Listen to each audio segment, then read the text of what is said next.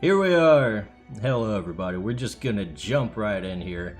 I ain't spend a lot of time getting this set up. Well, I did spend a lot of time, but that's because of stupid garbage you have to do setting up streams. But anyways, hello.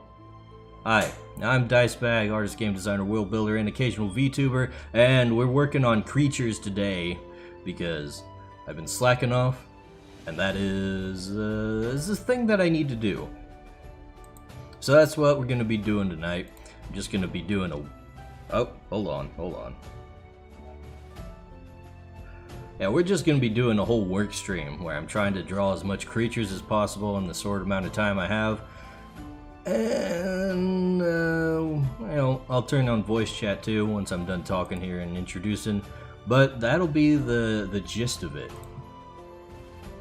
So, to begin with, we got this guy. This guy's, we call him Bullseye because he's like Boo Boo, you know, from Yogi. Hey, Boo Boo. But he's a little tree guy with a little tree on his head. So, like a bonsai, so he's Bullseye. That's where I got the name from, but that's not important. The important thing is this design sucks. I don't like it. I don't like the way it looks. He looks like a retard, but we're gonna fix him because I already got it figured out. Bam. That's about what he's gonna look like after I'm done with him. And we're pretty much gonna trace this and modify it right now because it's a crappy pencil drawing on crappy old paper. We gotta digitize it, and then maybe. If I got time after that, we'll take a look at old Flill over here, because he needs some metamorphoses too, and I've got ones sketched up for him already. I just haven't official arted them yet, so that'll be the whole plan for this time. Anyways, well, before we get into that, let's open up the voice chat. In case any of my buddies want to stop by and hang.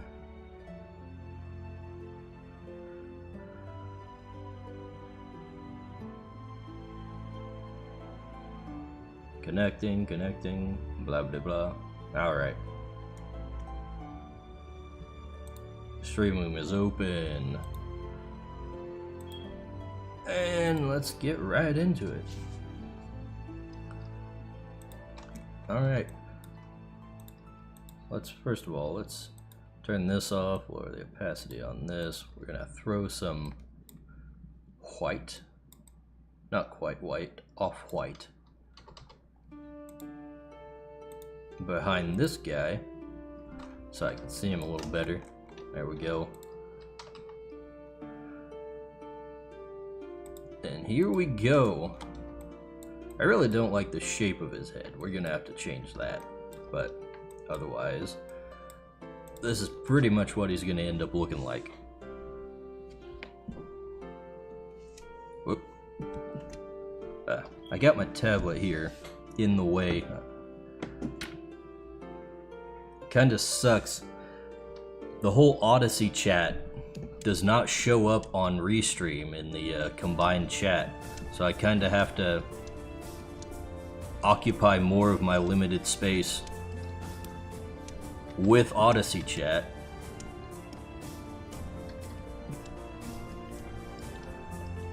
And I had my tablet up because I got Odyssey on the tablet, but it's in the way, so we're gonna have to just deal with it. Boy, this is off to a bad start. Too many strokes here. That's a little cleaner.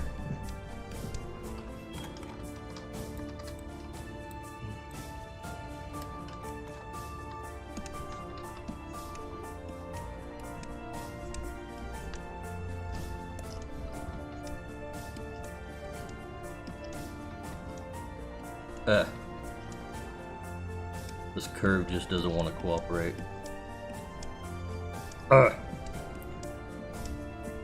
I'm still getting used to the whole range of the pressure sensitivity on CSP around here. I've been tweaking it so much, and it's still not quite like I like it in Photoshop. So it's a little frustrating still. There. One ear. Ow. Okay, maybe I should move the microphone a little bit.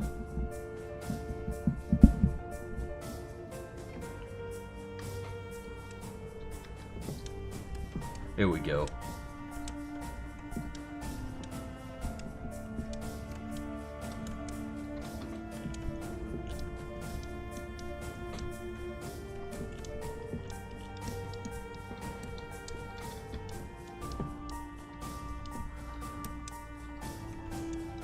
Nope.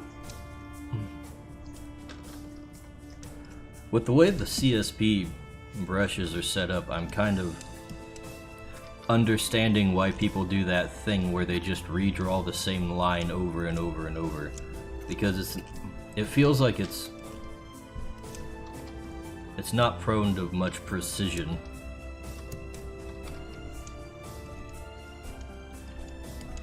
Maybe the stabilization is a little too high. I don't know. Something to play with, I guess.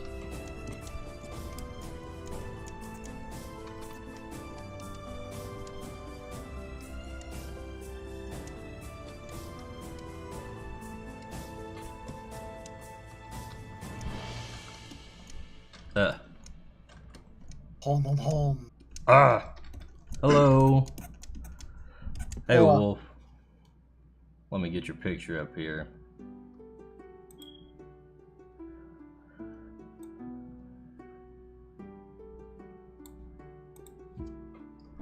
Figured I'd just and hang it. Yeah. You drawing anything right now? No, but I was thinking of doing something, so I'll figure something out.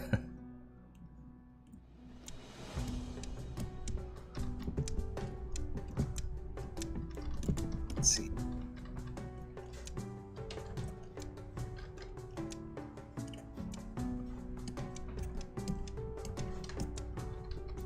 Been drawing up a storm. It's nuts. Yeah, when you're in the mood, you're in the mood.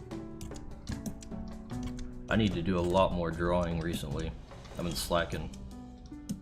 I keep thinking, Yeah, I wanna draw that on stream, and then I never can stream. Normally you do produce a lot more than maybe 2 or 3 things a week, average.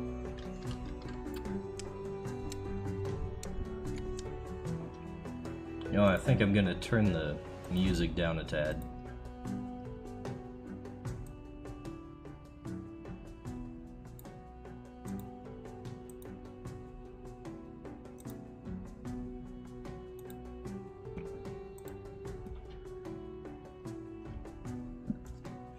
There we go.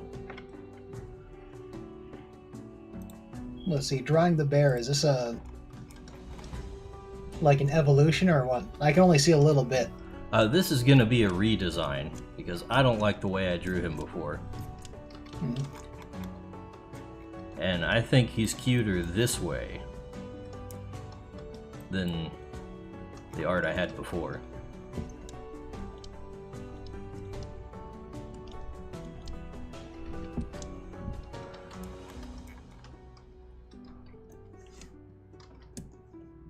Definitely a lot more, maybe not toy-like, but definitely a lot more He's more teddy bearish.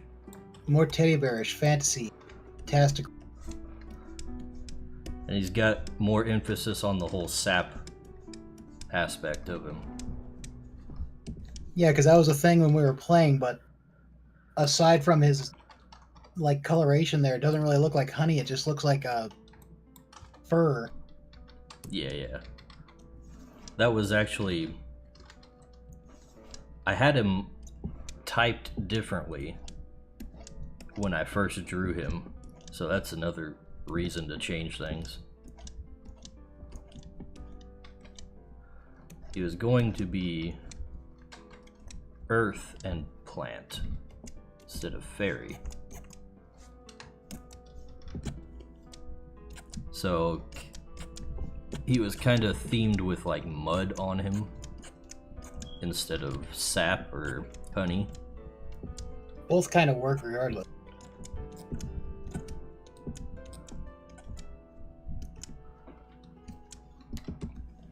Just one material's edible, Yeah. I think. Well, bears are known for liking honey, so that's kind of... I felt like that was more thematic. Hmm.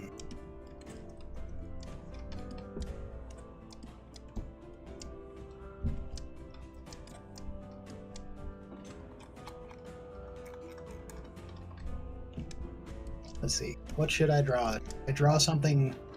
Because obviously no one here is going to see that. Should I draw something lewd, or should I draw like an uniform picture or something? A uniform picture? Like how my characters have uniforms? Do they? Like how my guy there has one? Okay. Hmm. I haven't seen much of your characters, other than one or two things. Well, I really only have like 3. Ah. I have 5, I think, total, not counting Wolf himself. You've basically seen all my characters.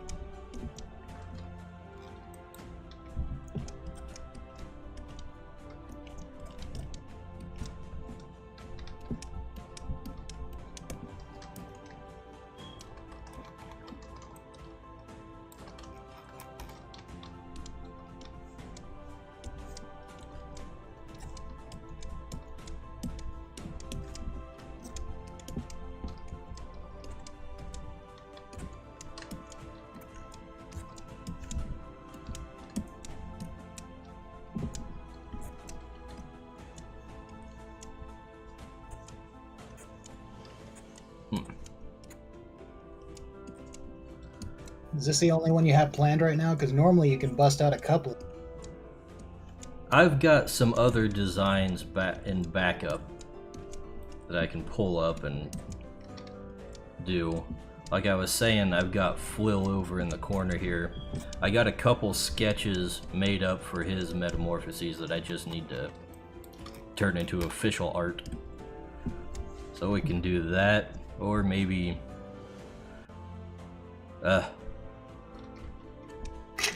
Dang, autosave is screwing with me. Yeah. Or, thought about maybe doing more class illustrations. Cause I haven't done one of those in a while. Yeah, those... Oh, wait, okay, so... The class illustrations are like the vampire and stuff, right? Right, Vampiric? right. Yeah. Okay. Yeah, those were neat. I think I drew one that I haven't really posted anywhere yet, too. It's got Psychit. Yeah, you did Psychit, you did... Yeah. Actually, I thought you only posted like 2 of them. No, you posted... I've only seen 1. I might have missed it, because I only remember you posting like the miracle. Unless I missed something.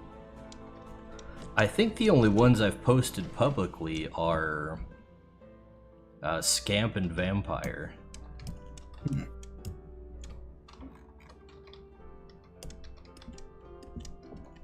But yeah, I've got one for the Nomad class for Psychit. Or featuring Psychit, rather. And it's pretty cute.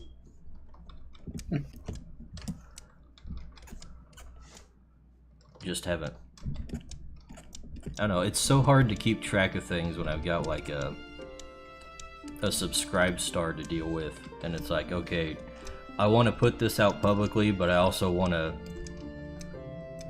you know, I want to have a reason for people to subscribe. And it's like, if I just release everything publicly, why even bother? Well, yeah, you're ahead of me on that sort of stuff. I just have to bite the bullet, and because I have a subscribe star. But what I'm probably going to do is just like everything's available, whatever, just if you want to tip me and be like $1. Yeah. Because I mean, I might as well just throw it out there. It's like, it's not necessary, everything's free, but if you want to tip me, because I actually do get people telling me that, which is weird. Still weird. Just saying they want to tip you? Sometimes. Like I'm in a different Discord server. That's where I've been doing these sketches. Ah.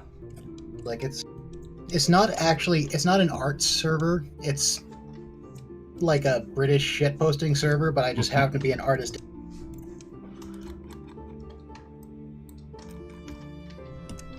And I don't share it because I don't want it to get used. Because some rando's gonna come in there and, oh no, naughty words. Naughty words? Naughty words. Power word N. I say, good chum. I'm off to fly my aeroplane. Pardon me while I play my grand piano. Always remember to shame them every opportunity.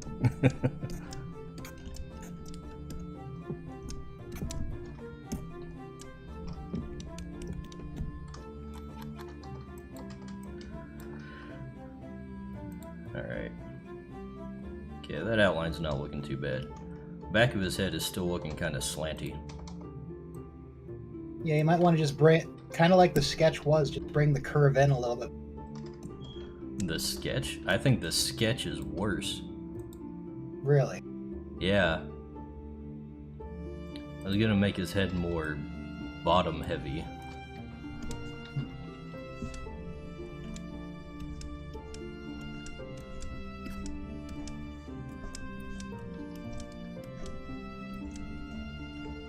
Yeah, I was just gonna suggest doing that. If you're gonna make it more heavy, then bring it out, just like that. Yeah. Because that was my concern, is that it wasn't curved enough. It was more like a slant. There you go. Yeah. Much better.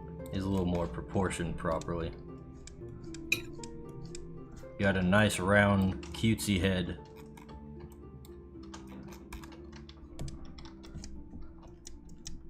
First, I need to lay off the cute stuff for a while and actually draw a metamorphosis.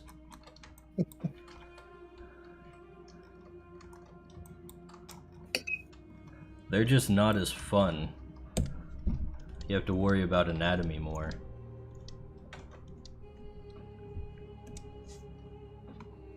Yeah, you can't get away with as much.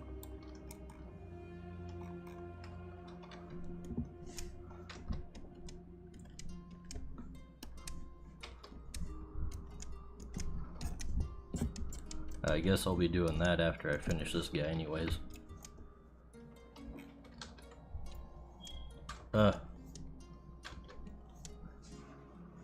Something about I don't know, the way CSP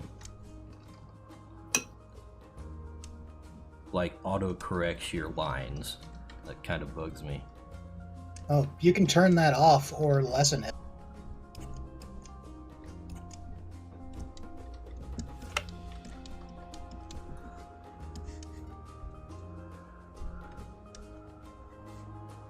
Let's see.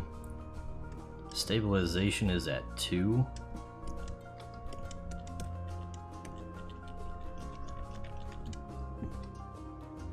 Yeah.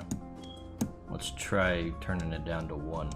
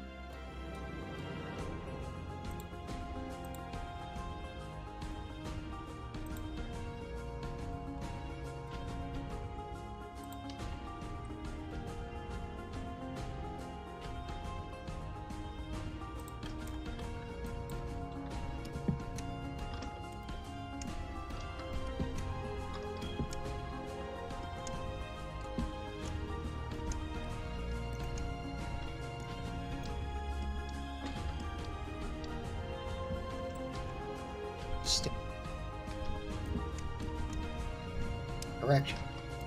Hmm? Nothing. I was just looking at my screen to see where my stabilization. Ah. Yeah, I think you can have it all the way down to 0 where it just does nothing. Right. Because I know one of the big differences is Photoshop, it doesn't have stabilization unless you get certain add-ons for it. Yeah, I have the Lazy Nezumi add-on. Yeah, and that's where one of the biggest learning curves comes in, is all of your lines being different than what you're.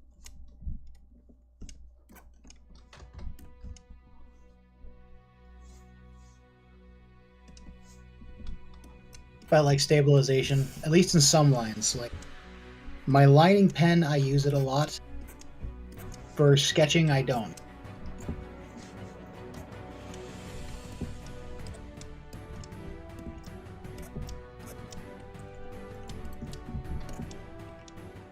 I think turning it up a little bit actually helped.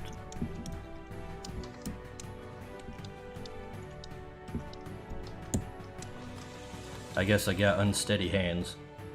Mm-hmm. Yeah, it also comes to what you're looking for, too. Because having something super stabilized kind of gets rid of you. If you want to do some real curvy stuff, kind of makes it harder. It's a good thing and bad thing.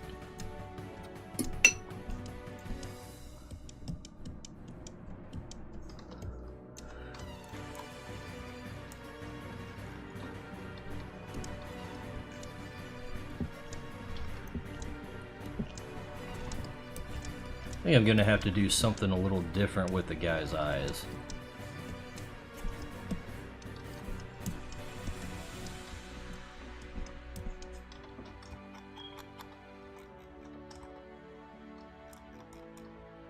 We'll deal with that when the coloring comes, I guess.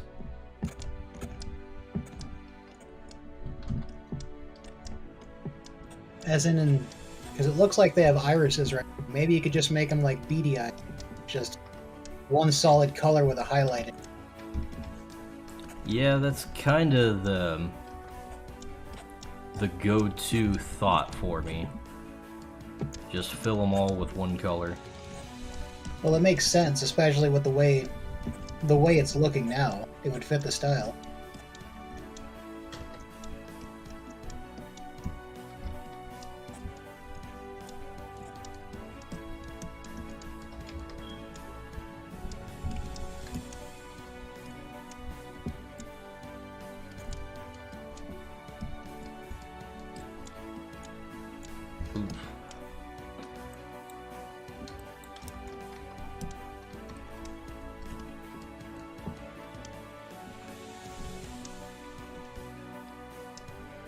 Try turning that stabilization up on the eraser.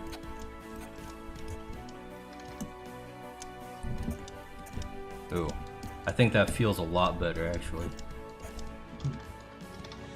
That was kind of one of my problems I've been having. Because I use the eraser to kind of clean my lines and carve out the parts I don't like a lot of the time, and it's kind of... it hasn't been cooperating.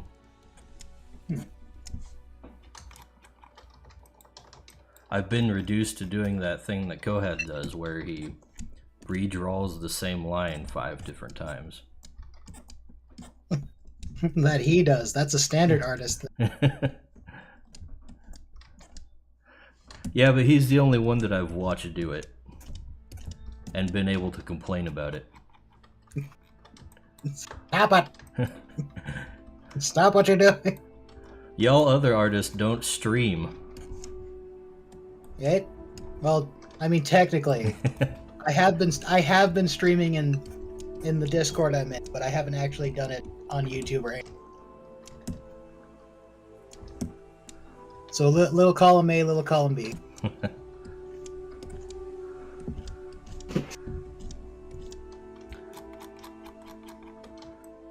However, when I was drawing, I couldn't actually see him on YouTube. I'll probably have to figure out a Picardo thing or something. Yeah, Picardo's kind of the go-to place for more your type of thing.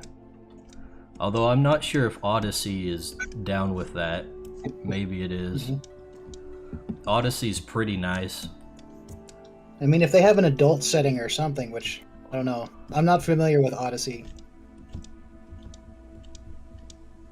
Because that's the big thing. Just give me an adult setting or something. Like something you have to click the OK button on. That way the site is not in trouble and I'm not in trouble. Yeah.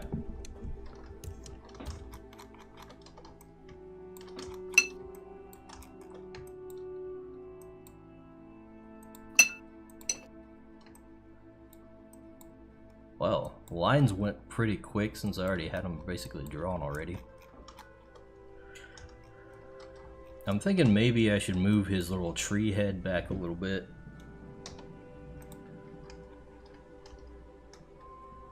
It looks fine where I am.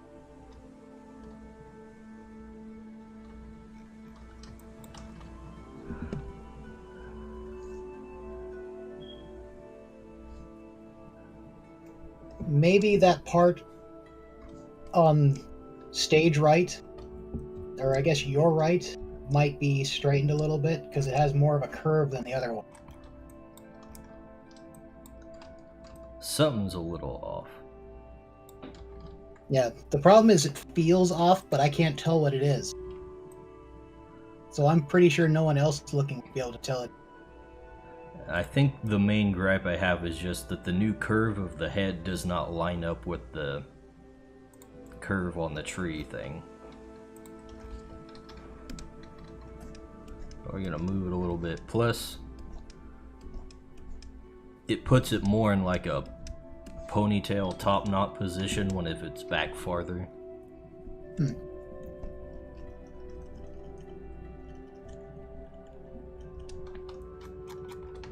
Like so.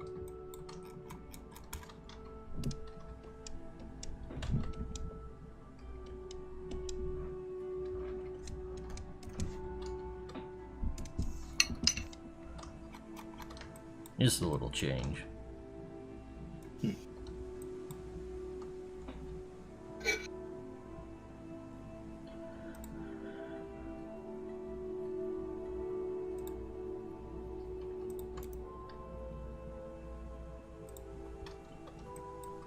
know what, I'm gonna go ahead and move his body over too. That's something I was thinking of earlier.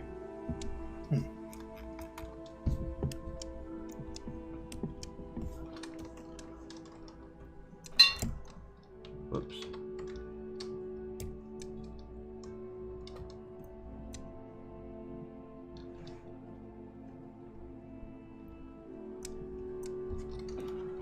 There we go.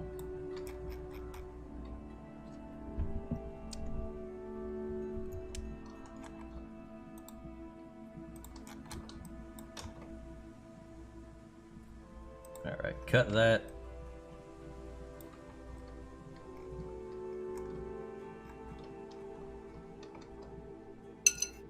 Okay.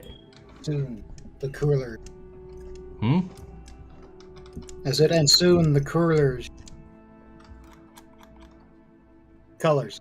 Oh. It's said in a jank fashion. The coolers.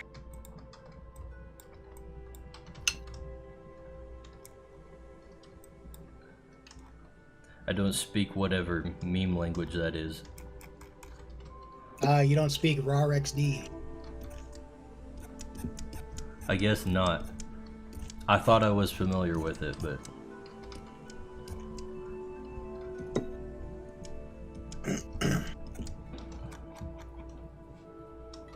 Alright.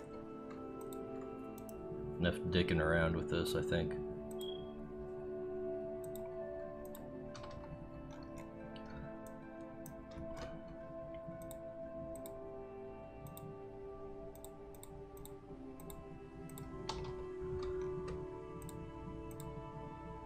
Bam, bam, bam.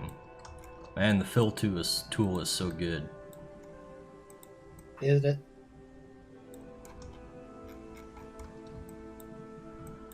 Because we were talking about that a while before, about how you had a special ritual you had to do for yours to make. Yeah. with the whole selecting the area.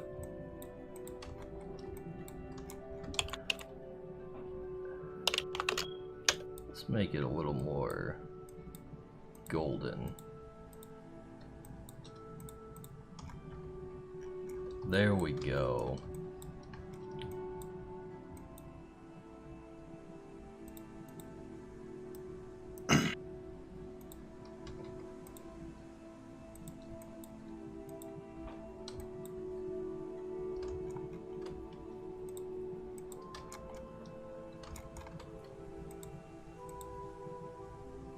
Whoops, wrong thing.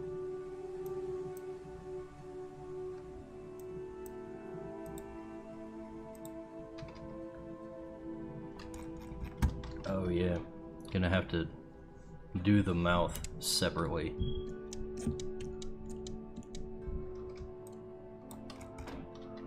Yeah, that's not hard. You can actually just use the color you're going to use to fill it, make a bottom line, and then fill that.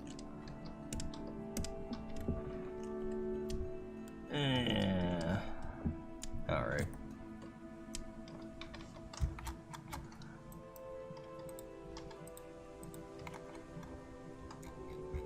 Reiki so. Nice. Yeah.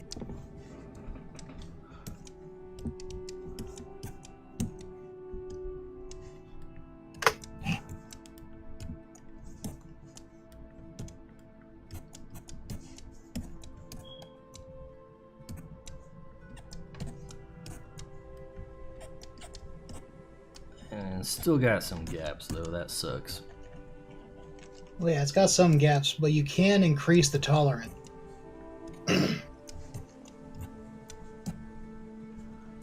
However, those gaps are like literally like they're actual segregated holes.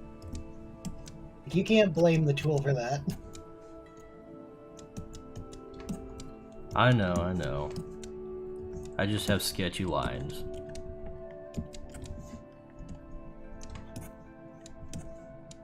And then I get particular about it. I know this phase. The phase of getting every single pixel on a large picture that's going to be. In my case, I basically shorten them down to like 1/3 their size, and then it's like doesn't matter. Yep, well, that's done already. I think maybe we'll use this kind of design for his eyes, but make it fill the entire thing. Should probably actually draw that as lines.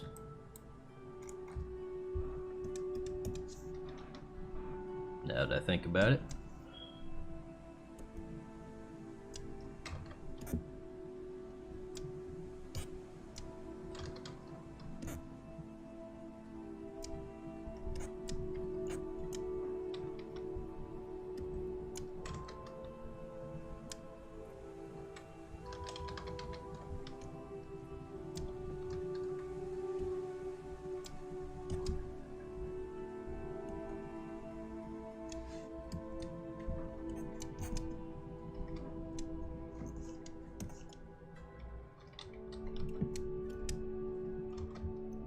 I got rid of all my Adobe products, but it also meant I got rid of Bridge. Bridge. And Adobe Bridge is this really nice folder search tool that helps you look for. It's essentially shows videos, media, everything in their actual form, so you can just scroll through everything really quickly. And what I miss is it had a ranking system, so you could actually rank stuff 1 to 5 stars. So in case I forgot the name of something I liked, I could literally just look at how many stars something. I've never heard of it. It's really nice, but I just don't like Adobe anymore, so I got rid of everything Adobe that I had. Yeah, join the club. Like, I actually wouldn't hate Adobe if I could just buy the product. Yeah, that's my big problem. That's the main thing. Don't trust them. Mhm.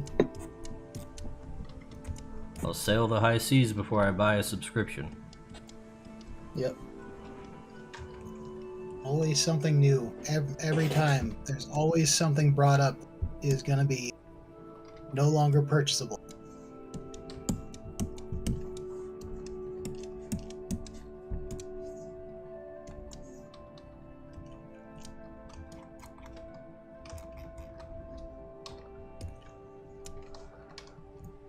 I gotta say, the main thing that really pisses me off about that whole subscription service thing that's going around these days is just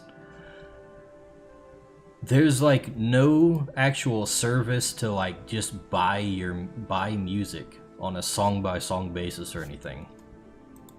Yeah, I used to use Amazon for that because I used to be able to buy songs and stuff, like just individual songs. But now you can't. Yep. I had Like, Google Play on my phone, and I used that all the time for when I was like mowing or something.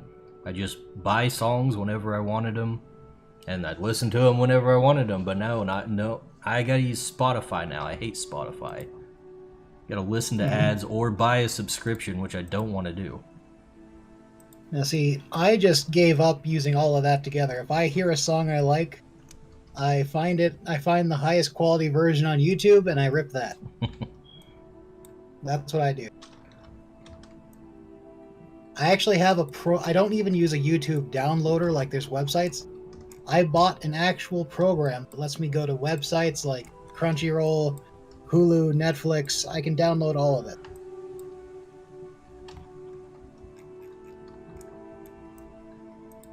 That's it. I don't actually sail the high seas where you go to a torrent site or whatever. I just download the actual thing. I'm thinking green eyes on this guy is not the way to go. Yeah, it kind of looks like he kind of looks like his eyes are hollow. You're looking inside it. That's a good point. Maybe if we used a darker brown or something.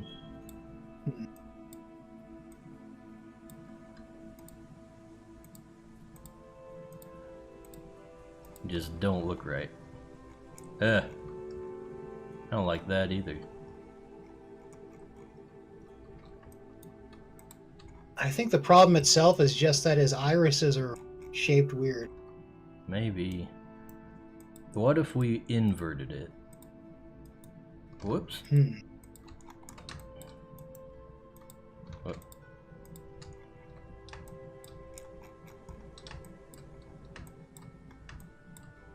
That looks a little better. Maybe the brown. Brown you can't see the iris or the pupils.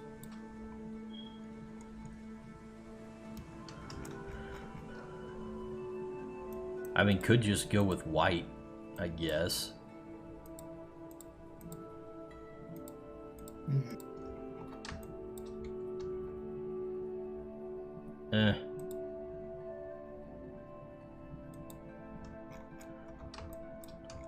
Now it just looks like you can see right through his whole head. Like I said, I think the biggest problem is how wavy his iris is.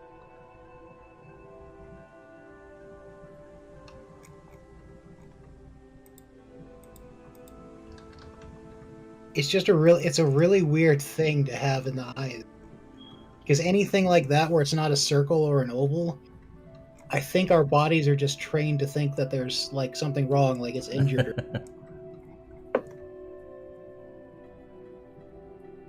Okay, the green and white looks better. Yeah, that's what I'm thinking. It looks a little more natural.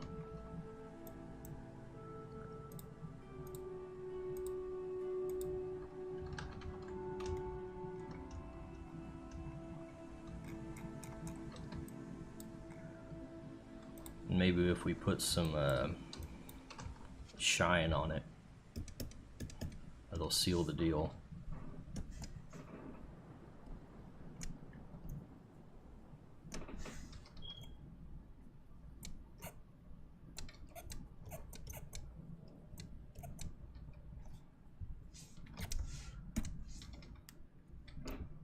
give him the cutesy eye shine to negate the evil that lies within.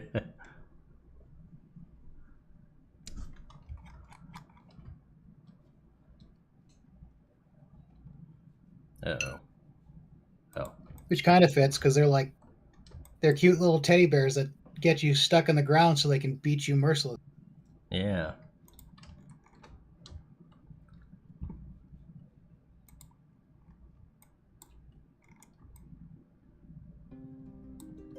I just like how basically everyone just left me to die. Oh, in the last session? Yeah, in the last session, basically it was just me taking a pounding, and everyone was like, can I go up this cliff?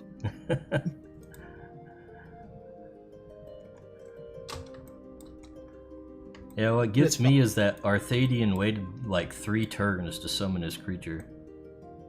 Yeah. That's kind of important because the whole reason you have it is because the battle system's kind of built around that. Yeah. We lost like 3 turns of DPS, which would have made it a lot simpler.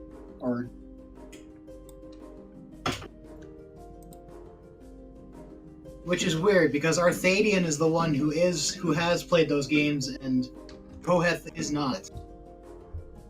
Yeah. Well, Koheth's probably thinking more from a video game logic.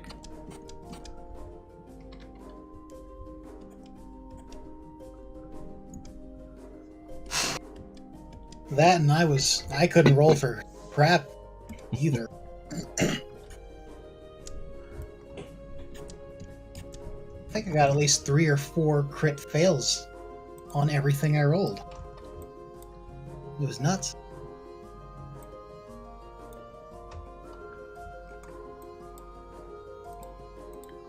But that's just the way it goes.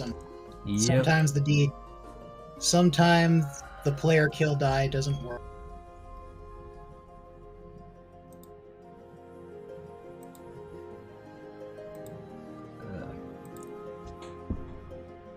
Something about the way this thing does the cursor is bugging me. It's like sometimes I'll like hover the cursor over the drawing with my mouse and it just will disappear. And I'm like, oh, is it loading? What's going on? But no, it's just deciding not to do that. But if I bring out my stylus, it comes right back.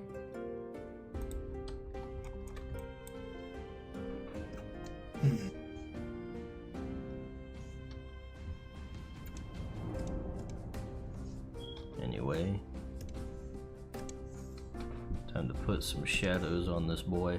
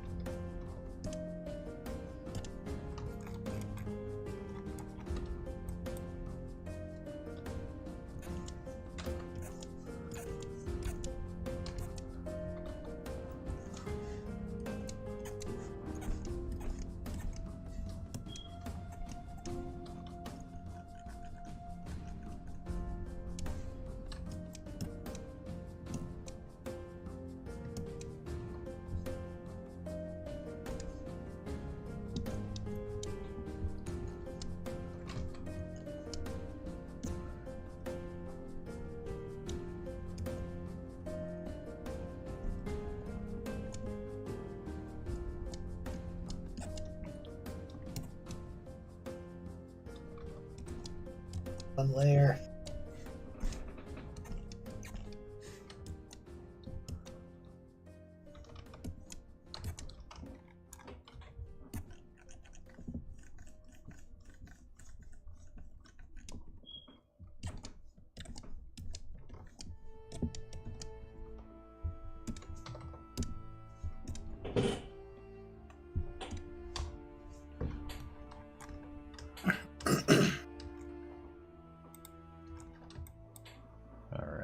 I think I need to soften the shadows just slightly.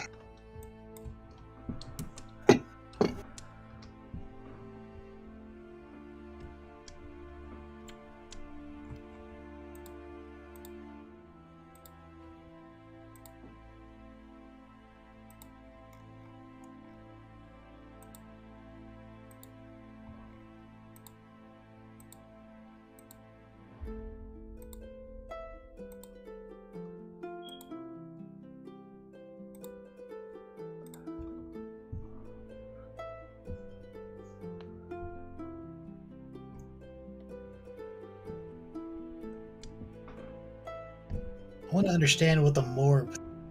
Like I understand what is happening. Like apparently someone made the post of like my favorite part of the movie is when he says I'm gonna morb, but it was never said. Uh-huh. Yeah, I don't know. I'm pretty sure you've seen it. I've seen some Morbius memes going around. I don't know anything about it other than it's memeable, and apparently it bombed. Like I haven't seen it, even though I could, and by I could I mean like there's actually people who have shortened it down to like it's the entire movie, but it's only like it's half a gig, and so people are posting it all over Discord. In fact, people are streaming it, just straight up streaming it on Twitch and not even getting DMCAs.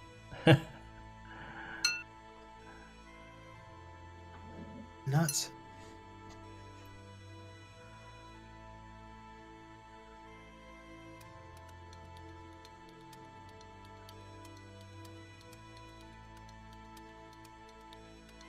Okay, here I am wondering where to bring that opacity back into the thing. I know I did it before. Why isn't it there anymore? Brush tip, hardness, thickness, angle, brush density. Oh, remember, there's a little, the wrench at the bottom right. Yeah, I'm in the wrench. I just can't find where opacity is. Brush size. Oh, it's under ink. There we go. I don't know why it's under ink. Very top one under ink. I think it's just because in general, ink is the color itself. So it covers the color and blend. But right now I'm using an eraser, so... Yeah, but the thing is, all of them follow the same thing. An eraser's color is essentially its opacity. I guess would be the best way I could explain it.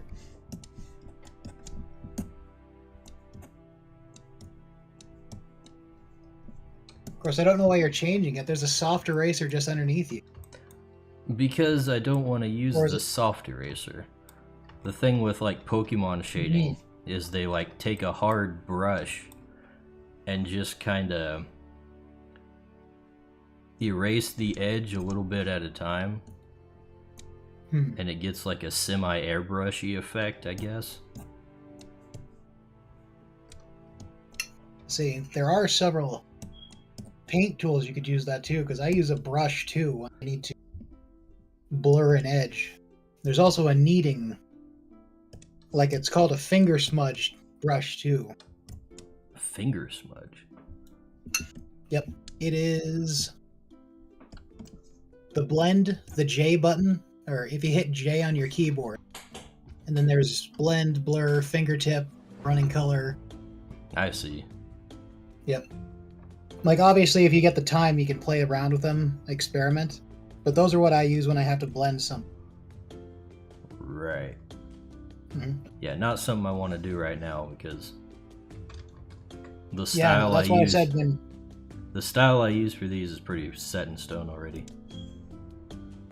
Well, that's something I might play with some other time.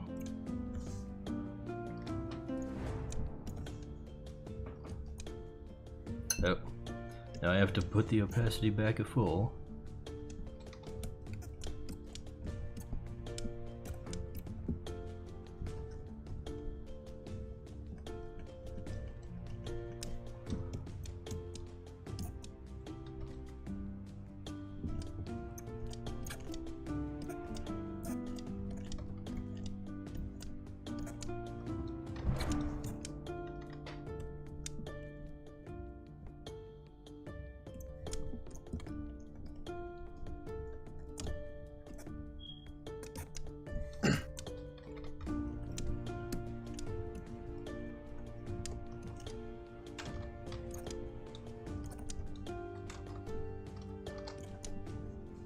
Oops. Don't need to select things. How do you know?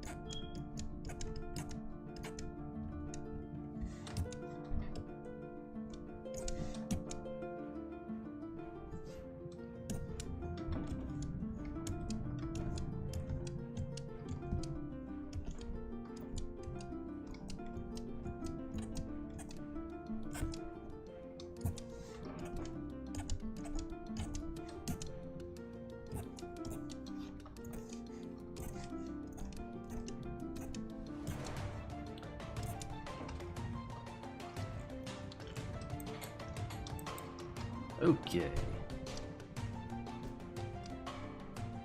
This guy's going pretty quick.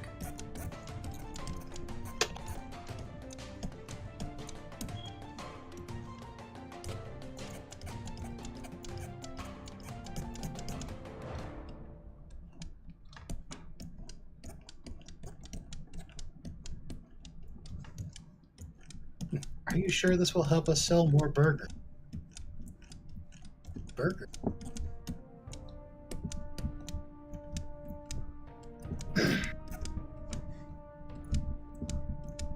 Is there some new iteration of that or something?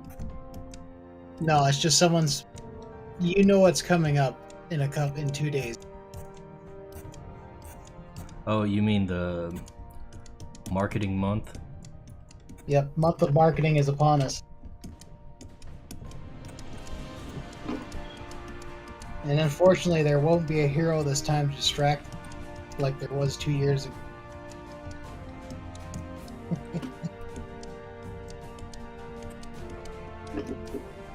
Oh, that's...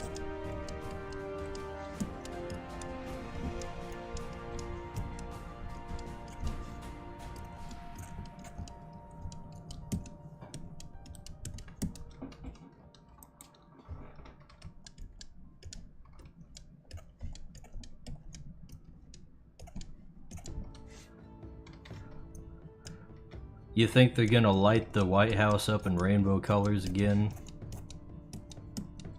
I don't see why not.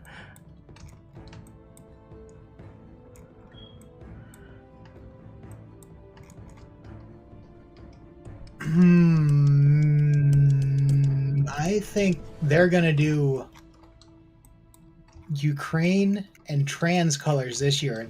The White House is gonna have pink and blue on it. Well, that's my bet. Have you seen the whole crazy pride flag that they added Ukraine colors to? Yes. It's at such a point I can't tell what's a meme or not anymore.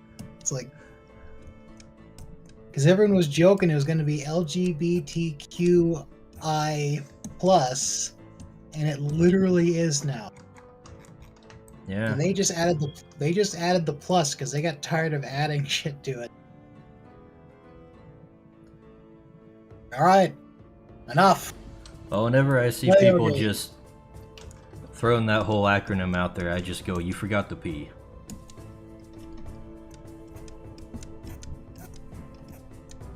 Well, they don't. Obviously, they don't want to add it, but they've been getting a little more boisterous lately. Yeah, they might as well add the P.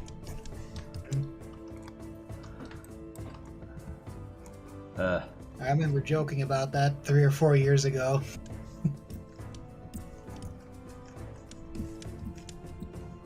Now it's not a joke.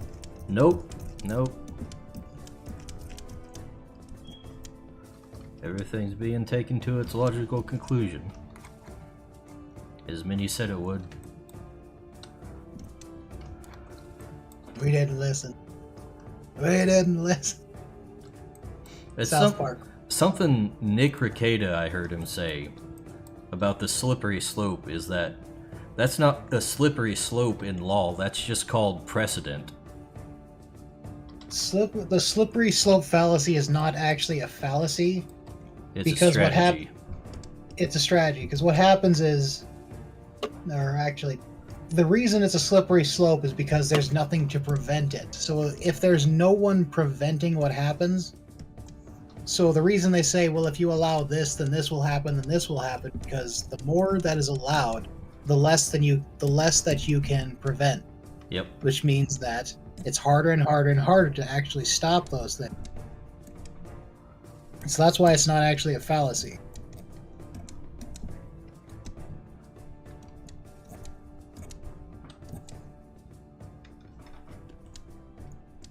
That's what really sucks, because I'm not a particularly bigoted person. But obviously there should be some limits on stuff. Yeah. I don't... It's like, obviously... Oh, go ahead. When people keep things to themselves, I generally don't care. But I think the whole gay marriage thing was a point where it's like, okay, now you're making it normal and public. And I'm like, The problem with the gay marriage bill is, I'm going to be a little extreme here, but I don't think the state should handle marriage at all. The state can handle civil unions because all it really does is just say, hey, you have legal authority in this situation if the person dies or of ownership and stuff like this. But as far as marriage goes, that should purely be done by a church, and none of it should be handled by the state. yeah, That's me. I would be down with that. I'd say the government should be basically just handling that stuff under like contract law. Yeah. And I say it's extreme, but I mean, it's really not. But under some people's ideas, it would. It's very different than the current thing, therefore people think it's extreme. Mm-hmm.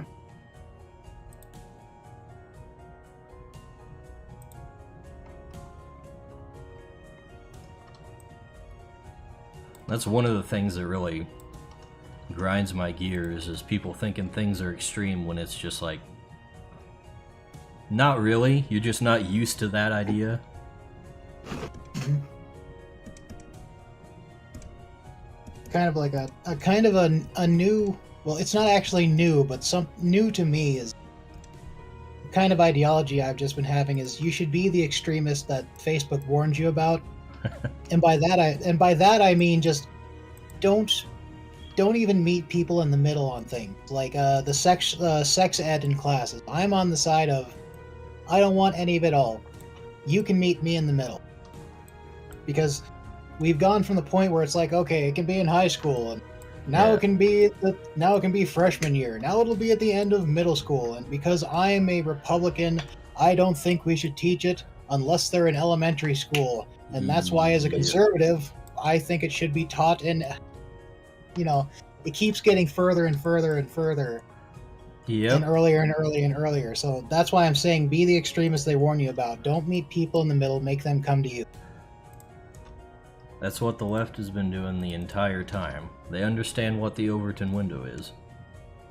Yeah, that's actually a really good point from a lot of people I've been watching, is like, purity spiraling is not a bad thing. Because everyone's like, oh, look, they're eating each other. It'll be over soon. And how many times have they actually lost power and not just purified and become stronger? So, I mean, that's how I see it. Purity it's also spiraling just good negotiating strategy. Mm-hmm. Yeah, everyone makes fun of like Trump and stuff, but the whole point of the art of the deal is the big ask, which is literally what they've been doing.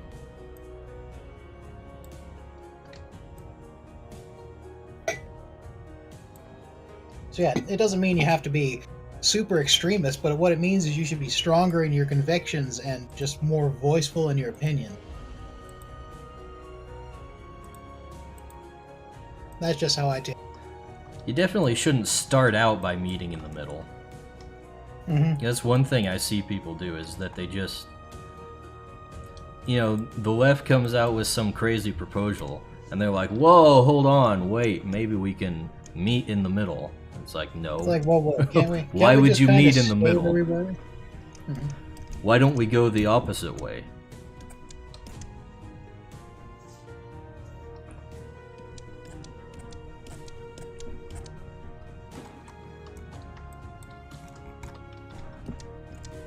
I think there's been a lot of stuff lost that people have forgot that they should be forming their own arguments and being their own, not islands, but you should be less dependent on others and others' opinions, more of an individual, kind of like how people want to be individuals on the left, but it's really kind of more of a hive mind. Mm-hmm. Because technically there's individualism, but there's individualism within their set boundary. Like, oh, here's a good example. Feminism. Like, feminism used to be about, in first wave, was equal rights. So you could be a stay-at-home mom, or you could be working. Both of those were acceptable because it was the woman making her own decision and choosing what she wanted to do. Second wave feminism was about empowering women to have more than men. They had to have, it wasn't just allowing them to do what they wanted, they had to be given handouts to be brought up to the same level. And then third wave feminism was at the point where you can't be a feminist if you want to stay home and raise your children. So that kind of individualism isn't allowed anymore. That's what I'm saying, is you can be an individual as long as you fit what they want.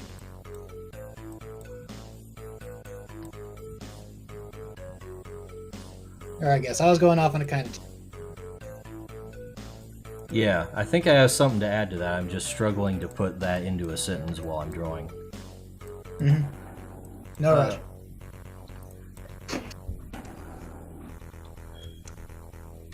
Okay, here's what it is. Their idea of individualism is just everybody not being normal. Anything normal is frowned upon. It's like, you gotta be some kind of LGBTQIAP thingamajig, but you can't be straight, hetero, cis, whatever the hell they want to call it. That's frowned upon. But all the other weird stuff, they're into that. And it doesn't really matter which one. And cis is actually very important in that. Because one thing you should think about is if you're using the word cis, you're acknowledging their ideology, as opposed to what you should be saying, just being normal. Yes. Because a long time ago I used to use cis, and then I realized cis hetero just means you're falling into the... Because it really is, and I can speak on this because I used to be an SJW back in my Tumblr days, like 8 or 10 years ago. So I understand the word games and the manipulation. It literally is. There is nothing good about what they do. It is all manipulative.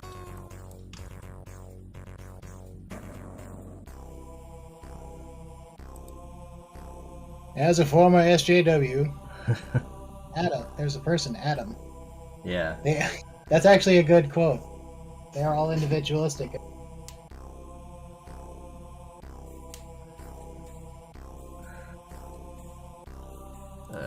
I'm just tired of everything being weirdos. Mm-hmm. It's like, okay, you can be... I think the thing is, yeah, you can be a weirdo if you want, but I can shame you if I want. That's the problem. Things need to be shamed again. I don't bring out my big titty waifus in the street, which I have a few of. Yeah. Which actually, I don't know if you've noticed, but there are so many young people wearing... There's a guy in the shop I work at who has an Ahegao sweater. He has an Ahegao hoodie.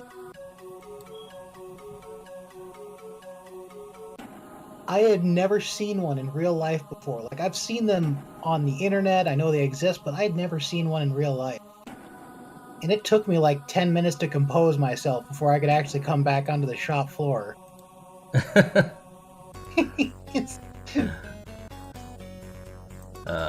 Thing is, I don't think that would even faze me these days. Like, I see it all the time now, so it doesn't get me. But the first time I went out and saw it, it was... Because I'm working in a wood shop, like... And that's another weird thing, is because where I work, there's a lot of old people, and there's going to be a lot of retirees pretty soon. Yeah. I guess that's one of the biggest reasons it threw me off, is because there's like a lot of 40, 50, 50-year-old people in there. My uncle works there, he's already 60. He's going to retire in like 2 years. And they all probably had no idea what it was. Yep. But yeah. Put stuff back in the closet. We don't have to beat you with sticks or whatever. That's not going to happen. But put it back in the closet. Yes, that's the big thing. Everything needs to go back in the closet. Everything. I'll meet. Here's one thing I'll meet you halfway on. I will put my stuff in the closet if you put your stuff back in the closet. I've always kept my stuff in the closet, so. Well, I mean, all my stuff is, but here's the thing: on my pages or whatever, if you click the button that says like, okay, I'll see NSFW stuff, you've already consented. So that's why I'm okay posting stuff online.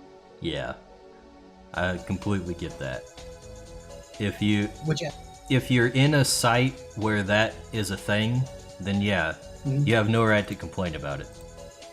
which actually, I don't know if you've been on Mines long enough, but early on, like 3 or 4 years ago, their NSFW tabs didn't work. So even though I was marking everything NSFW, it didn't actually hide anything. And if I shared my own stuff that was marked and was prevented from other people seeing it, if I shared my own stuff again, which is one of the reasons I generally don't do it, if I shared it, it would show up on everyone's page, or it would show up on everyone's screen, even if they had stuff censored. It's like, that's one of the big reasons I don't like share my stuff or reshare my stuff, is because I don't know if they fixed that or. You would I mean, it's think been so a couple by of years. now, They probably have. but it's Mines after all. It's not. You never know. I went on. I turned on Canary mode. I still can't turn on like most popular posts and stuff. I still can't turn it off. Really? Yeah. There's a kind of confusing way to do it. Yeah, because I went on and I look at my thing. It says Canary mode is on. And then you click the little tab at the top right, and I see top posts and latest posts, and that's it. No. It is the three dots like above the actual section. Like I'm looking at the recommended channels, and it has the recommended channels. Oh, so it's like literally on the actual recommended channels thing. Oh, I see. Right. There's the 3 dots. Remove And from feed. remove from feed, yeah. Be gone. Yeah. Yeah. Oh, good lord. That is probably I never would have figured that out. I think it was in the post that announced it, and that's the only reason I knew, because it's not intuitive. That's one of the big problems I have with social media, is that a lot of the features are kind of hidden between a lot of little menus and little icons and stuff that aren't really intuitive. Yeah, I think the reason I didn't figure it out is because they actually had top posts selected. So that means they probably were selecting the 3 dots. But I just didn't see it. Oh, good lord. That's amazing. Finally, the evil is finally defeated.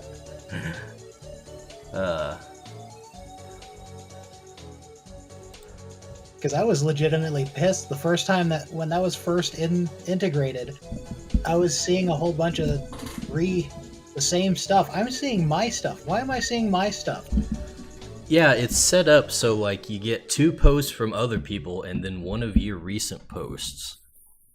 Mm-hmm. It's like, I know that exists. I posted it.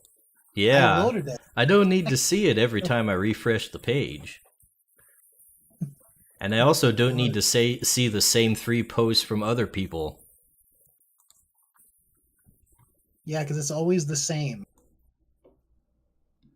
Because I kind of understand it, because I have one of those accounts where I should promote myself more, but it's basically just like, oh, cool. Well, actually, no, because it's in my thing. I draw and I want to share other who draw. Mm-hmm.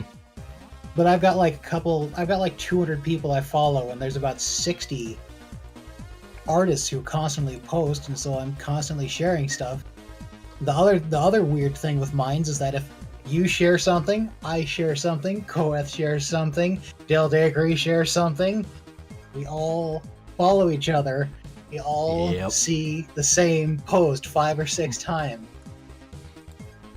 Yeah, that's one of the annoying things.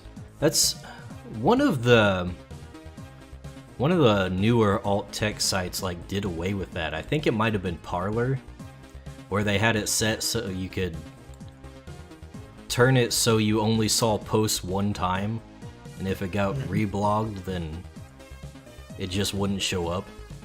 I wish more things would do that. Yeah, me too. Like, I'd like to use some other alt techs and stuff. Problem is, I like drawing waifus too much to move on to other sites that won't let me draw waifus. Well, as somebody who has tried out other alt tech sites, you're not missing much, to be honest. a lot of them. Another one. Go ahead. A lot of them are just boomer clones of current tech sites.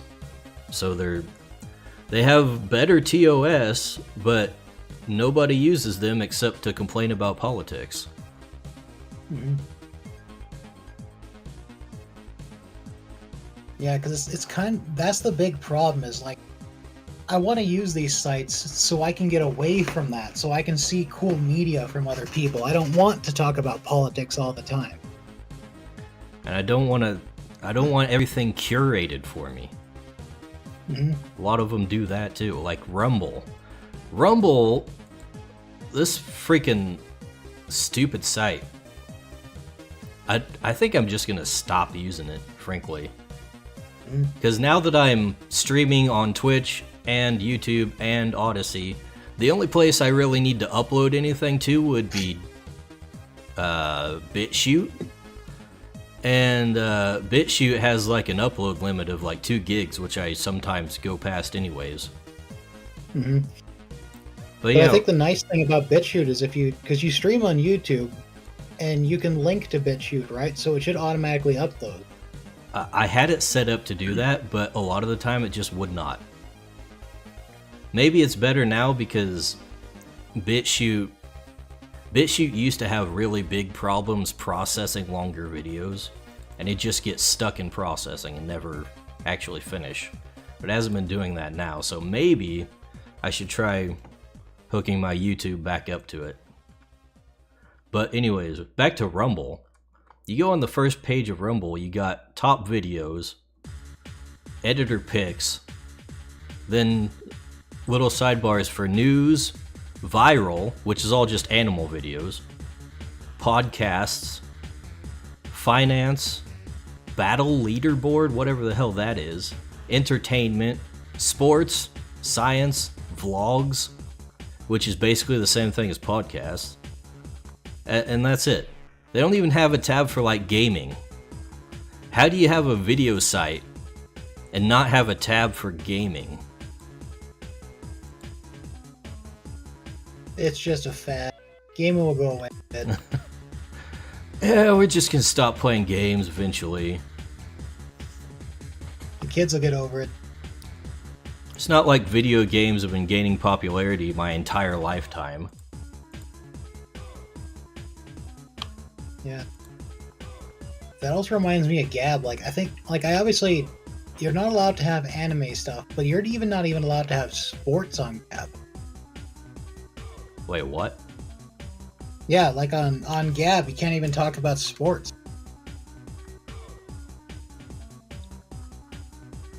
Gab is so freaking weird. It is. Like, I don't like Andrew Torba. Like, I'm not a fan of his, but I also am. Look, he made his own. He literally made his own company. He's a successful man. That's fine, but I'm pretty sure I wouldn't like him because he's like literally trying to do this crusade sort of thing. Yeah. He comes off as kind of, thou doth protest too much, you know what I mean? Yeah. He's doing something. I don't trust the guy. I can agree with some of the things he says, but I just don't trust him on a grand scale. And man, I've been scrolling through my page. Oh, finally! Yeah, I've been scrolling down my page looking for the drawings of the Flill metamorphoses that I drew up a while back. And they're so far down, I just now got to them. So anyways, I can start on those now. Anywho. Back to drawing, which this stream is supposed to be about. Okay. Yeah, I was gonna say, I actually started drawing now. I'm doing more drawing and I'm not even streaming. Okay. Now my microphone stand is not cooperating.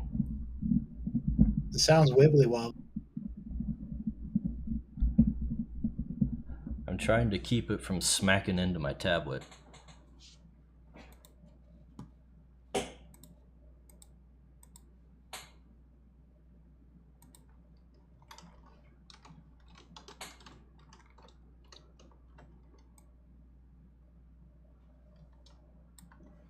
Alright. There he is.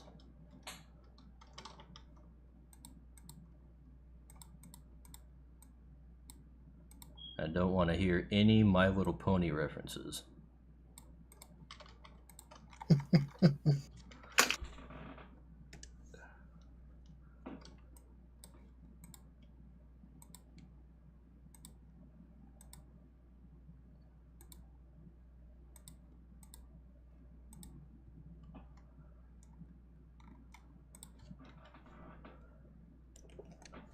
Oh hell, my music. We went through the entire playlist.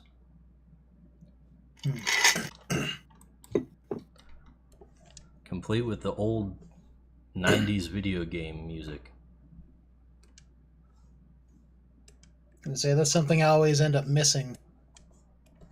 Because whenever I either join you or Kohath, I have to turn off the stream because I'll get your voice, my voice, and then the lag. Well, you're missing out on some good DOS games and yeah, DOS games. I guess that's it. Probably. But I'd still rather not hear, like, I don't actually have a problem hearing my voice. The only problem I have is the lag. Yeah.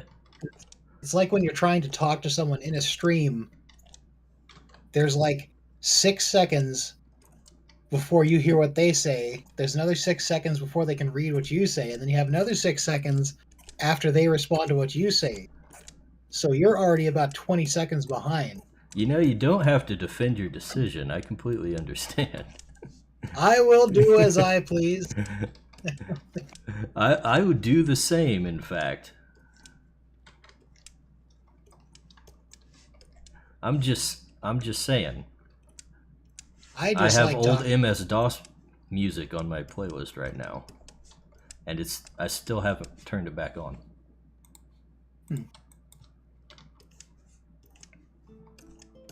There we go.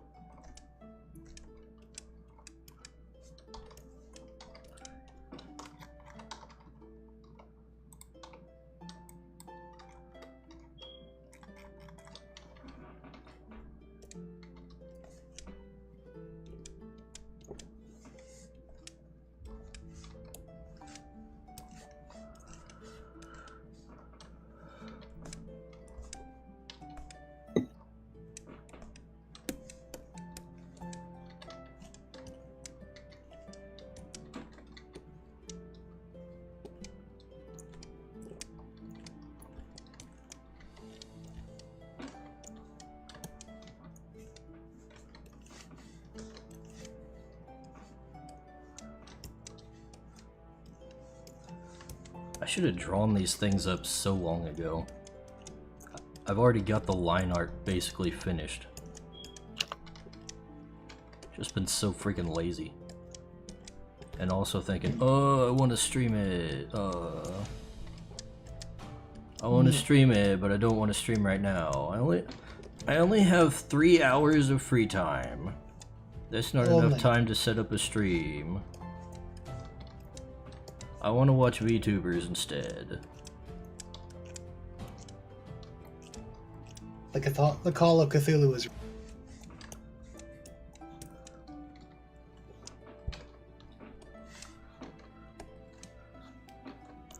You know, some of those new Indonesian hololivers are kind of cute. You gotta admit. Yeah. Like, I forget... I watched her debut, but whoever the Smith is, I like her. She's actually pretty funny. Oh yeah, I haven't really watched her, but the other two have really nice voices to listen to.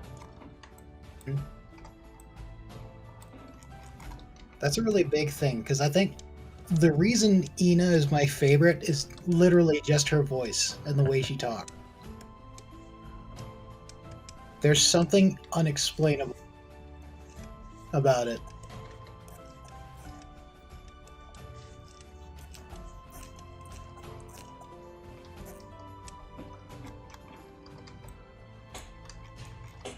Voices are definitely a big thing when you're talking VTubers. Yeah, it's like Crony. She has a voice that I'm really not a fan. And then Mume is probably the second best. Just in voice and the way she talked. Like her, no one was expecting like the evil face that she drew.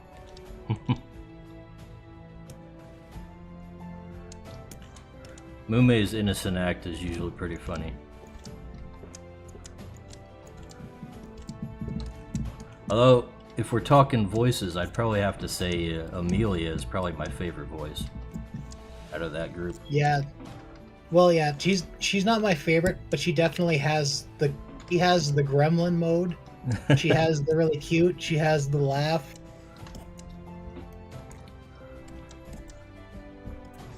Amelia is definitely top tier. I just wish she'd play games I actually cared about. Yeah. Because of course, another thing it's all first-person shooters with her, and it's like, wow, I don't want to watch the same game that I've got burned out in the 90s. Because she did play a lot of different ones earlier on. A lot of platformers and stuff. Yeah, she's played some Mario, but I mean, the main thing for her is like the first-person shooters.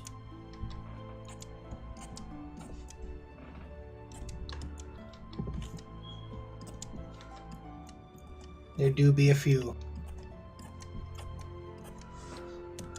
Speaking of first-person shooters, yeah, I got burnt out on that genre with like Doom 2. I don't see why it keeps getting made. I guess it's just a lowbrow normie thing, I don't know. Well, I think number one, they're really well, not really easy. As opposed to most games, they're probably easier. Because all you have to do is set up a character to move. And then use a... they're pretty I guess they are pretty easy to copy and paste. You can take a lot of the same code and just have them do the same thing. And all you have to do is change the model. That's it.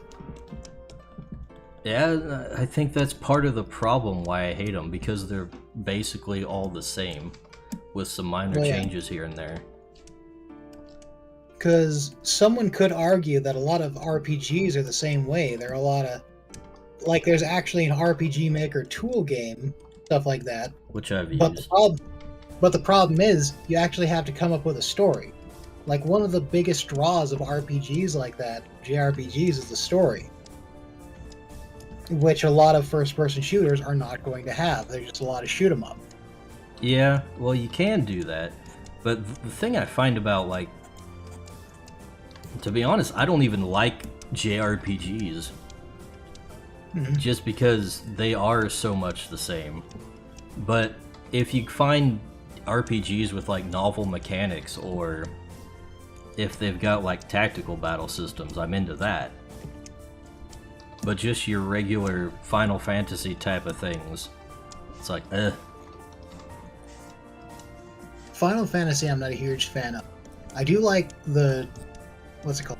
Dragon Hunter? No, not Dragon Hunter. Dragon Quest. Dragon Quest, Legend of Zelda series. But for a lot of those, they have to have a good art style. I would not consider Zelda to be a JRPG. Zelda's not a... yeah, Zelda's not a JRPG. It's just an RPG, essentially. That's an action RPG, kinda. Although, I don't know, does it really have RPG elements to it? I haven't played much Zelda, but it seems like you just kind of run around and unlock things. There's not really leveling or anything like that. Because my definition of RPG is a little different. The fact that anything that technically a lot of first-person shooters would be RPGs under my definition. Anything that you play as a different character, where you play as a character. But I guess they really have should have some sort of story where you make decisions as a character. Yeah, that's one of the big gripes I have about JRPGs, is that there's no role-playing. It's like, technically, it's not a role-playing game at all, because everything is just handled in cutscenes.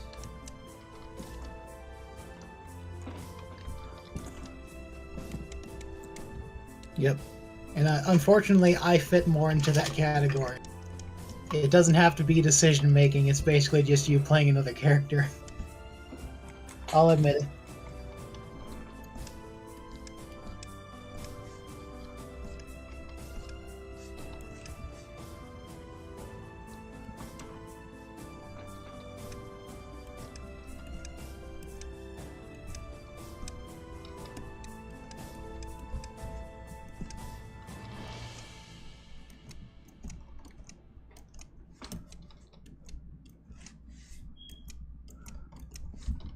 You know what? Let me tell a story. The thing that awakened me to my hatred of JRPGs. It was Final Fantasy X. You know, Final Fantasy X had the 3 waifus. And, you know, your default waifu is Yuna. That's the one that the character gets with in the story, right? Yes. However, best waifu is Lulu. But continue.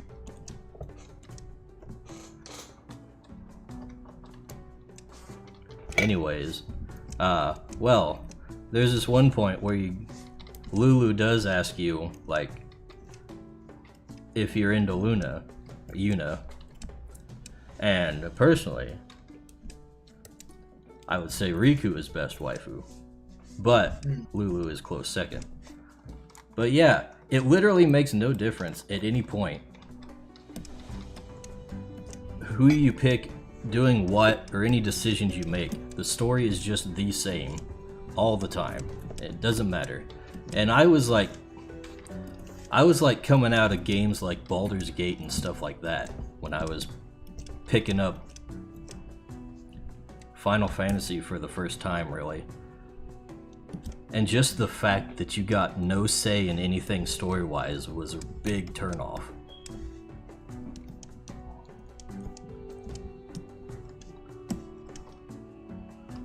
Yeah, I guess that is a big thing, because I don't think I ever played a lot of those ye old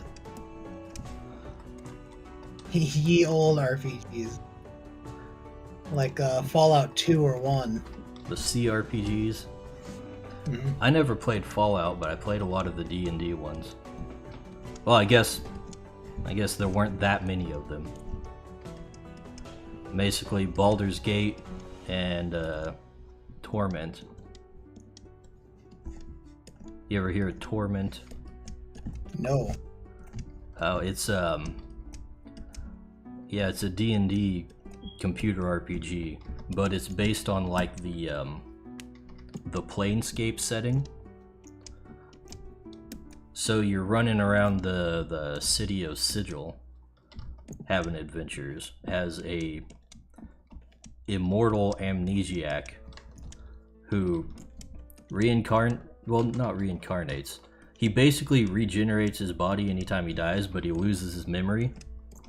So you're basically on this adventure in this weird world, trying to find out, like, who you used to be, and eventually I think the ultimate goal is to actually lose your immortality and die permanently. But it's a very unique setting.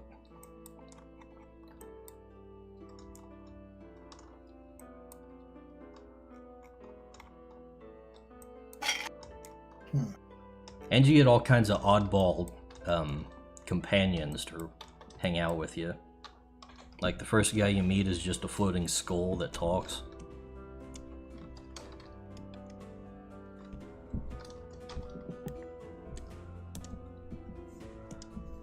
There's a Gith Zerai.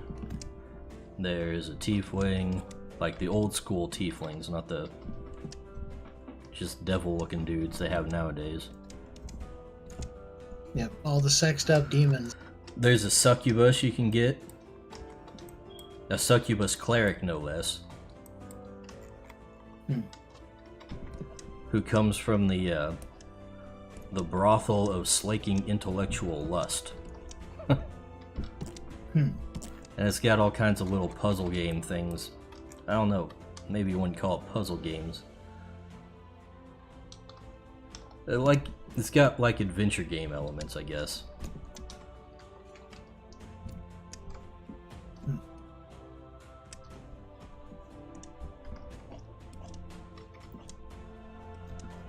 But it's also very heavily focused on the role-playing side of things. Don't really do a whole lot of fighting in it. I think another problem that comes with a lot of role-playing games that come out nowadays is they focus more on how the games look rather than the decisions you should be making. So they don't focus on the story so much anymore. They're no longer passion projects. It's more of like a, here's our general goal, make this is the setting, blah. They're no longer passion programs, I guess, is the best way to. They're more formulaic and like, here's your budget, now make it. Yeah, I feel like that's a thing with the gaming industry in general these days. Yeah.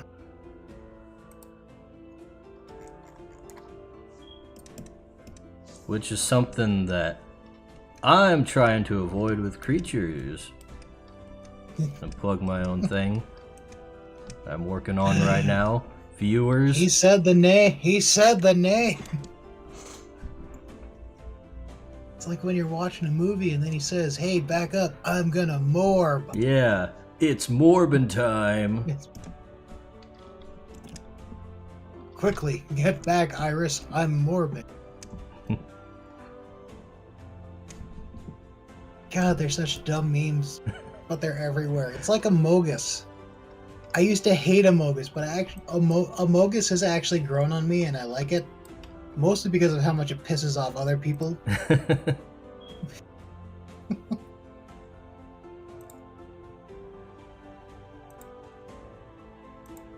And then there's Stone Toss. Like, Stone Toss has literally trained everyone now to look for the hidden Amogus in all of his comics. And I am one of those people who has been trained to do that.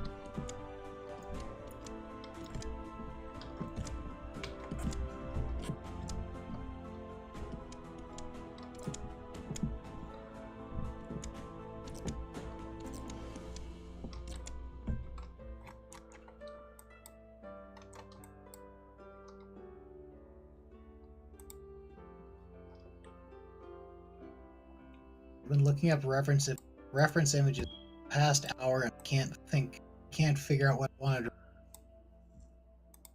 You're breaking up. Oh. Oh. Am I still breaking up? No. Okay. I don't know. All right. Discord was just kind of chopping you up. Yeah, let me say it again. I've been looking up references for the past hour, and I just can't figure out what to draw. That's what I said. That's kind of the gist I was getting. Mm-hmm.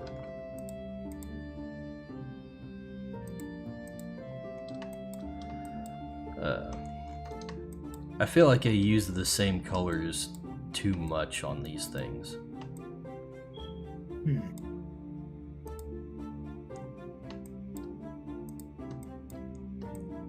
Let's see, what kind of color could we shift towards?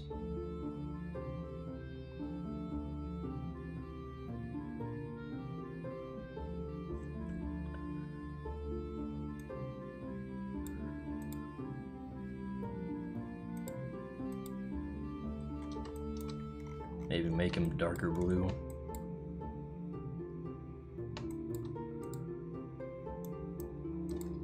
Just so he's not exactly the same color scheme as the previous one.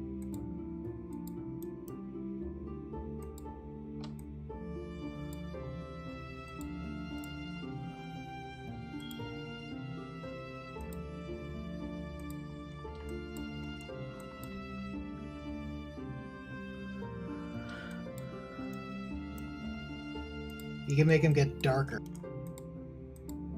That's kind of what I'm thinking.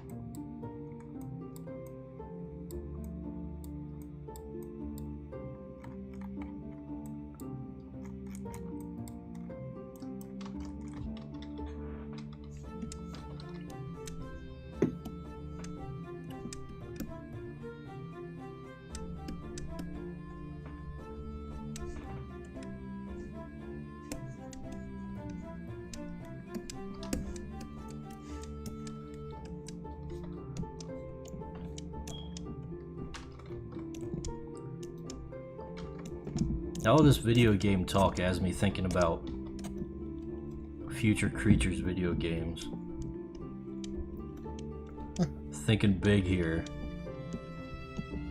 When I get rich from drawing fake Pokemon.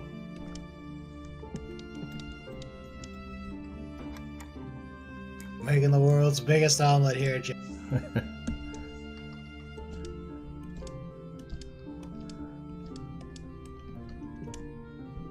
That one game I've been playing that I almost played a couple weeks ago on stream, though, has me wanting to make a Crytures farming sim. That's kind of the recent rage I've been seeing in...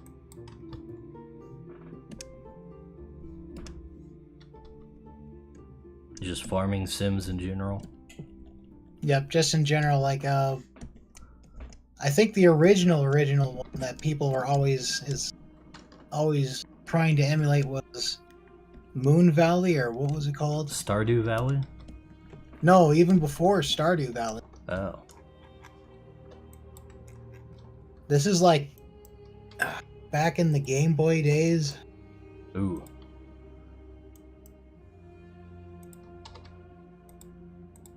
Moon Harvest or something like. Moon Harvest. Moon Harvest? I'll have to look. I'll go look it up. That one doesn't ring a bell. Harvest Moon? That's yeah, what Harvest Moon. I had it backwards. Harvest Moon. Oh, you couldn't remember the name to Harvest Moon? That's literally like the most popular one. Yeah, but I've never played of any of them. I think I've briefly played one on like a friend's GameCube back in the day. But those are all the games that they're based off of, essentially. Yeah, yeah.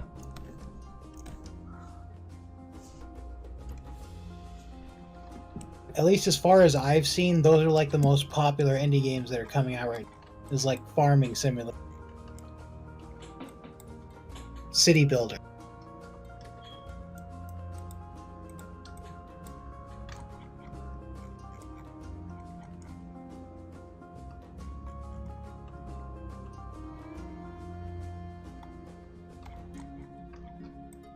Wish I had more time to play games like that, but I just don't. Yeah, me too. Like, back in the day, I could play Minecraft for just hours on end. I don't have the time.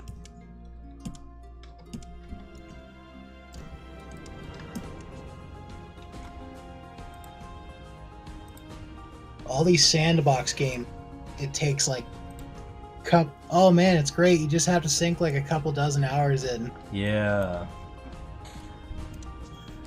That's what Here's the killed tutorial. MMOs for me too. Mhm. I used to play a decent amount of World of Warcraft, but even back then, I didn't want to sink the amount of time necessary to actually do like the serious stuff. If I had a group, I would have done all the endgame stuff in Final Fantasy. I was actually really good. I could have been professional, but the problem is there's such a low bar now that nobody can do anything. I would get so triggered doing dungeons because nobody would do anything. They'd be doing the bare goddamn minimum. Because I used to play healer and tank. And people want to do DPS because they want to see the big numbers. Yeah. They stand in the AoEs. They don't do their rotations. they stand in the AoEs. Ah. They don't summon their creatures. Yep. They don't position themselves. Like, DPS is the most brain dead role that exists. If you find someone who knows what they're doing, it is so amazing. They make it go by so fast. But most people don't. And they're like, it's been like 10 seconds. Why haven't you raised me? Because I'm healing the other DPS and the tank. You didn't do the DPS check, and so now the tank is taking like 90% damage. Yeah, Sometimes I miss Final Fantasy, but I don't have... I just could not deal with the grinding you have to do in MMOs. Yep. It's harder and harder to hide the treadmill nowadays.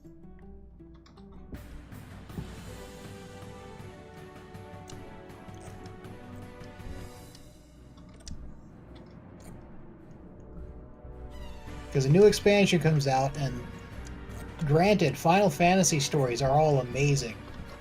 The stories and the music, those are fun, they're great to go through, but once you get through it, you hit the end game. The end game is nothing but a treadmill. You do your daily rotations, you do your daily dungeon, you do your daily thing with randos, and so once a week you can get a few tokens to buy a special piece of gear that will be obsolete in the next 2 months, so you can do it again. Yep.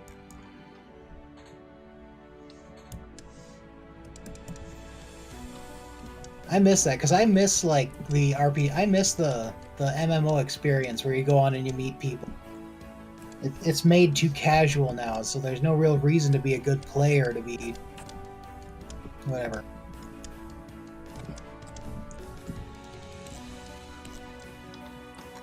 I'd just like them to go back to the days of like the early MMOs, where instead of just being like some grindy game that you get on and do dungeons with other people, it was actually like a player-driven world. Yeah, they were more like chat rooms with gameplay added, I guess is what you could say.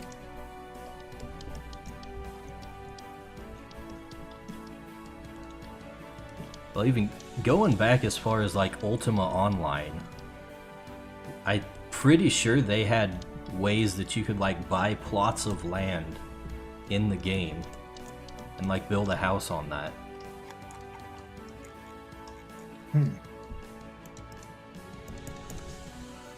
I would absolutely do that in a Crytures MMO, by the way. And the land will be NFTs. Yeah. And you can make your own contracts to lease it to people and all that cool stuff like that. Unfortunately, I'm kind of jaded on land in games because I don't know if have you ever heard of the Final Fantasy housing crisis? I think I've seen it briefly mentioned.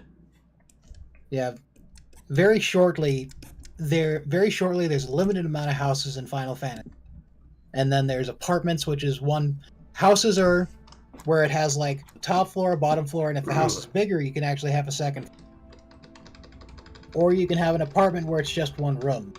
But the house, you actually get to decorate the inside of the house, you get to decorate your lawn and everything like that. Mm-hmm. But like I said, there's a limited amount, and there used to be a thing where what you would do is you would buy the land, and then you could actually sell it. But the way you sold it is someone would trade you the agreed money, and then you would relinquish the land, and then they would have to buy it again from the actual game itself. Oh. So basically they're paying you so that you give up the property.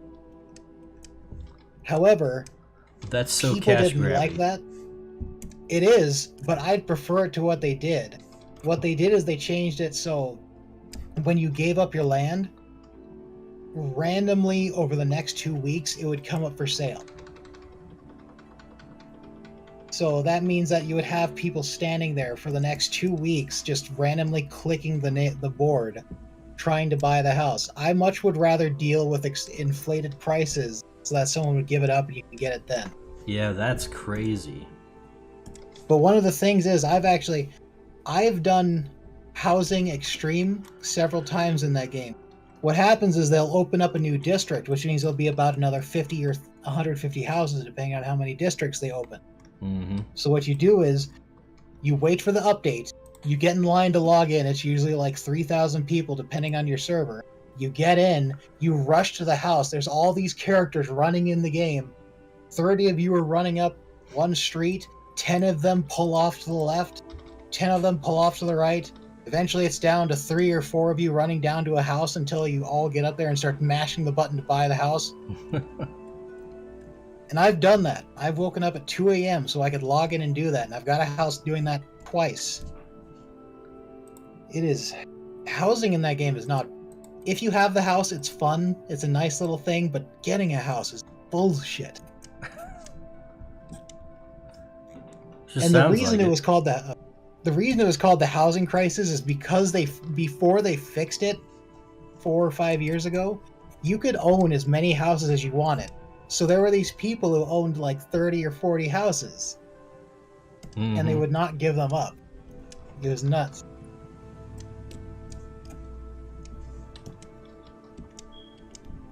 Yeah, I can't imagine what it would be like in the future. Especially because you can't shit talk people anymore, which means you can't have an actual, player environment where people would get along because it's all fake. Or to an extent, it's all. Obviously, it's an MMO. You're not who you are. You say online, most likely. There's, you know what I mean. How you would react with different people on. Yeah. Do they do like roleplay servers for MMOs anymore? Yes. Final Fantasy, like I said, I played Final Fantasy. Final Fantasy is incredibly famous for having its catboy slut, roleplays. There are servers entirely dedicated. If you are a catboy, people will approach you and try to like roleplay with you. I think I took a picture. Freaking Of what I'm gonna. If I have it, I'm gonna post it in the chat. It's so bad.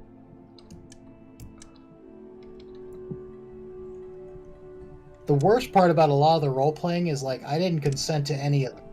Why am I hearing it? Well, I remember on old WoW, they had like specific servers that were roleplay servers, where you were expected to just kind of act in character. Yeah, because there are those where you're supposed to be playing the act. There are the ones where you play the character. Probably, I've been so tainted by the degeneracy that exists on 14. Is when I hear roleplay, all I think is ERP. Yeah. Like instinctually, that's all I think.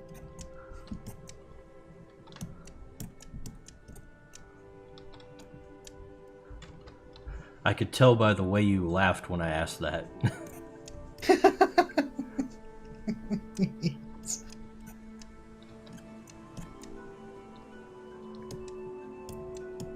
There we go, I found it.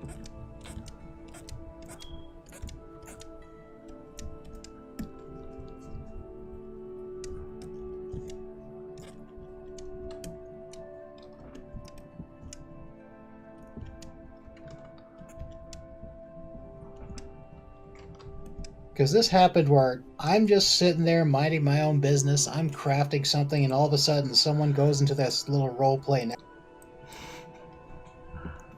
Just a big sigh.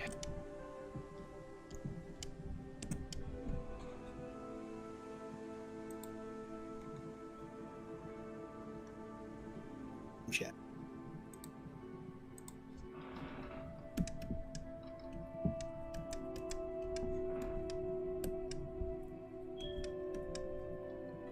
Never. It's not anything too NSFW, but it'd be funnier if you just. What, you want me to read the roleplay out loud? No, not read it out loud. Read it so the audience can hear. Fine, if you want me to read it. It's like Mosh Fasab gently pees. Judgment Kazi scoffs. The Assets file is bound to you. That's just a different. Anyway. Yeah, no, I'm not reading the rest.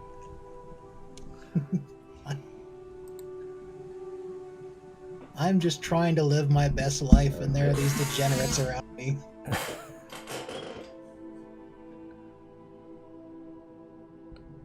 The worst part is I'm not even on a roleplay server.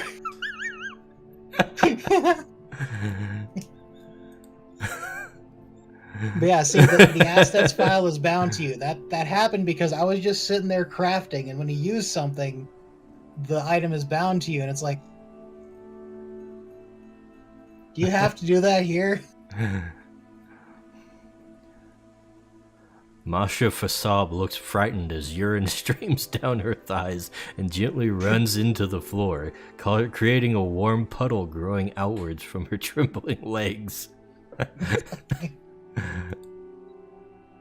That was before I was really talkative too, because if it were me now, I'd have like, you're in public. What the hell are you doing?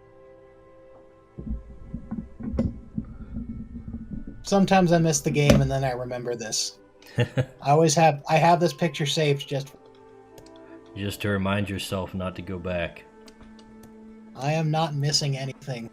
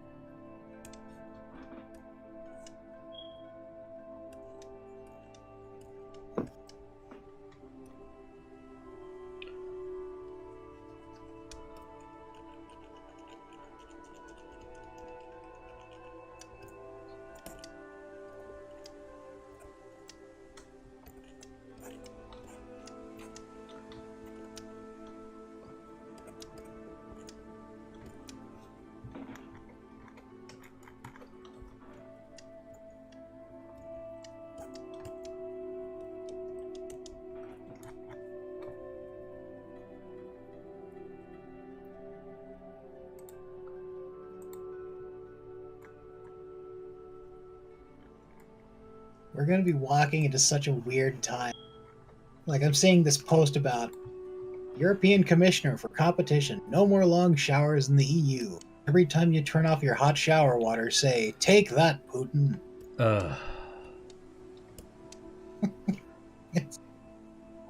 You know what my favorite thing about this is? What? It's that the last 10 or so years, Germany has been doing everything it can to get rid of nuclear and coal power. However, they have not actually been doing the real infrastructure work they need to be able to sustain themselves. So they shut off their last reactor like last year. And then the war in Ukraine happened. Well, guess what?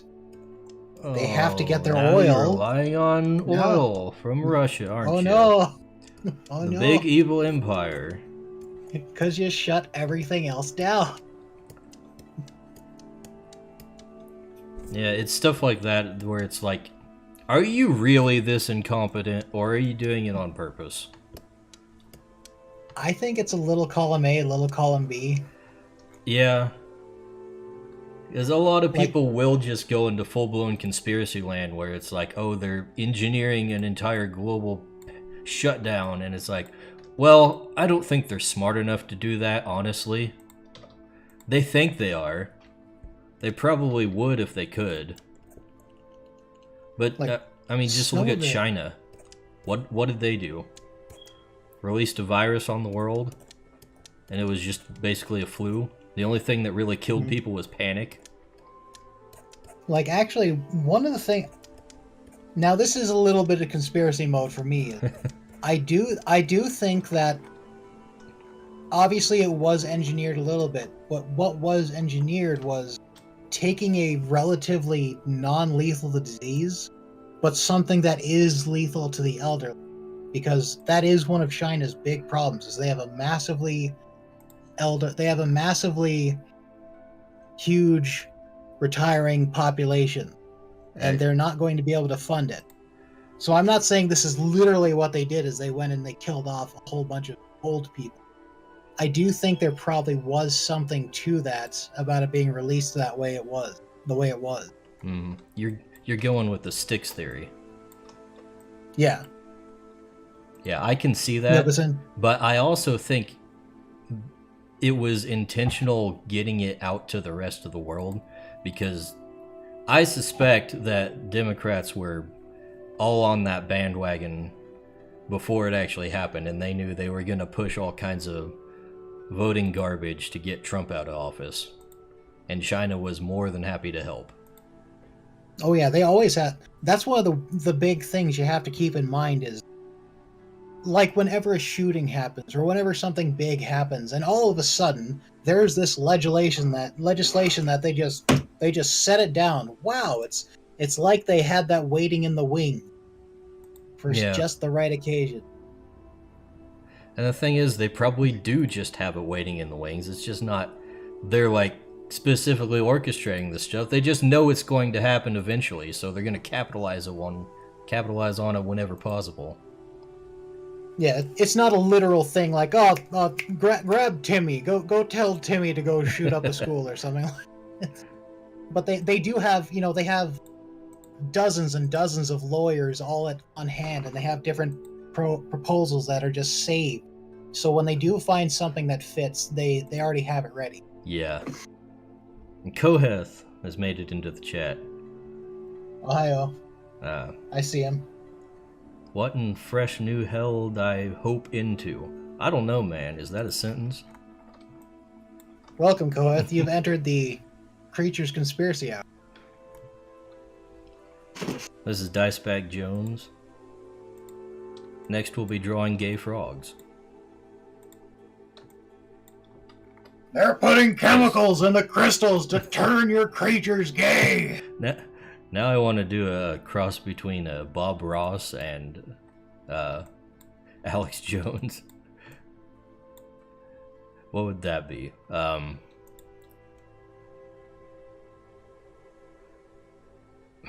We're just gonna put some happy little gay frogs right over here, and that's gonna be our little secret.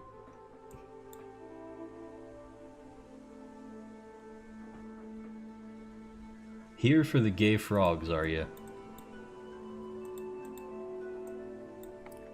Well, right now we're doing not My Little Pony. So we're gonna get through this before we do any gay frogs, which we probably won't even make it to.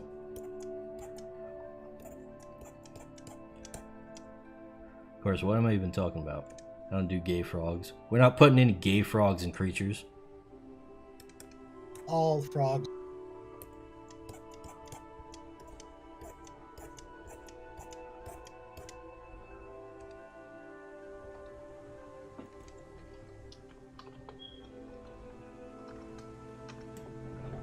Heterosexual frogs? Probably.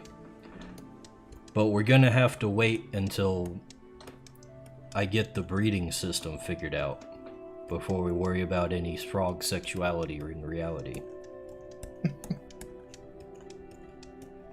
The breed. That was such a weird thing to add to Pokemon. Was it though? I guess not. But I'm just thinking of the implications of getting the perfect Pokemon and raising like 200 and just eating them into the wild. I mean, what happens with dog breeding? I mean, the same thing, but it shouldn't. We're dealing with literal battle pets in Pokemon. Of course people will breed them. Everything's a pit bull.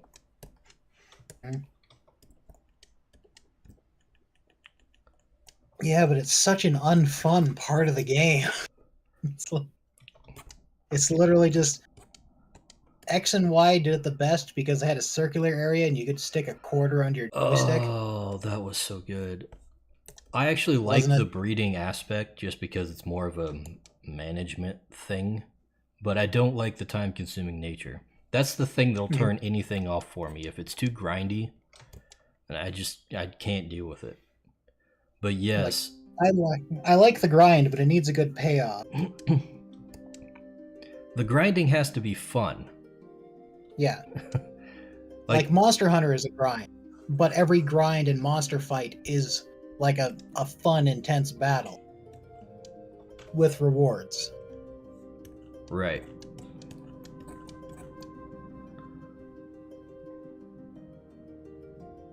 You can't just make a tedious grind. Yeah, Pokemon is literally like getting the counter out and moving up and down and up and down and up and down. And I think it averages like 5 hours per 5 minutes per Pokemon.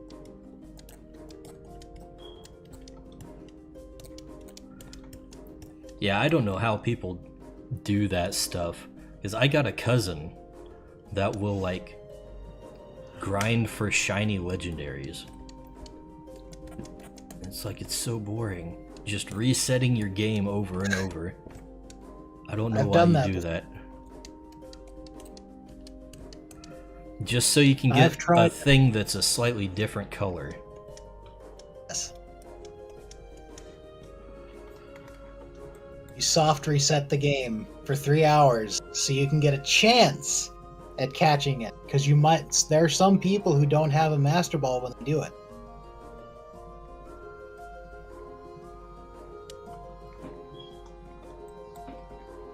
So on the time it is a shiny, it's not even guaranteed that you get it. Yeah, well, I don't know why you do that without a Master Ball. I don't know, man. Sure, I can't explain it. surely there's ways in every game to get multiple Master Balls, right?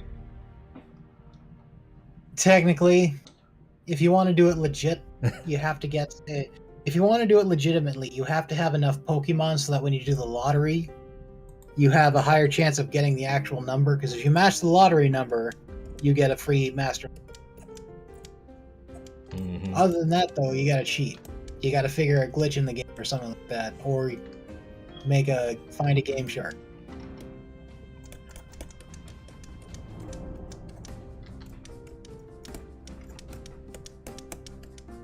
Yeah, you touched on something that really annoys me about more Pokemon these days is that, like, the game peaked on X and Y, I would say. Because that was the peak of, like, things were fun and not too outrageous to deal with.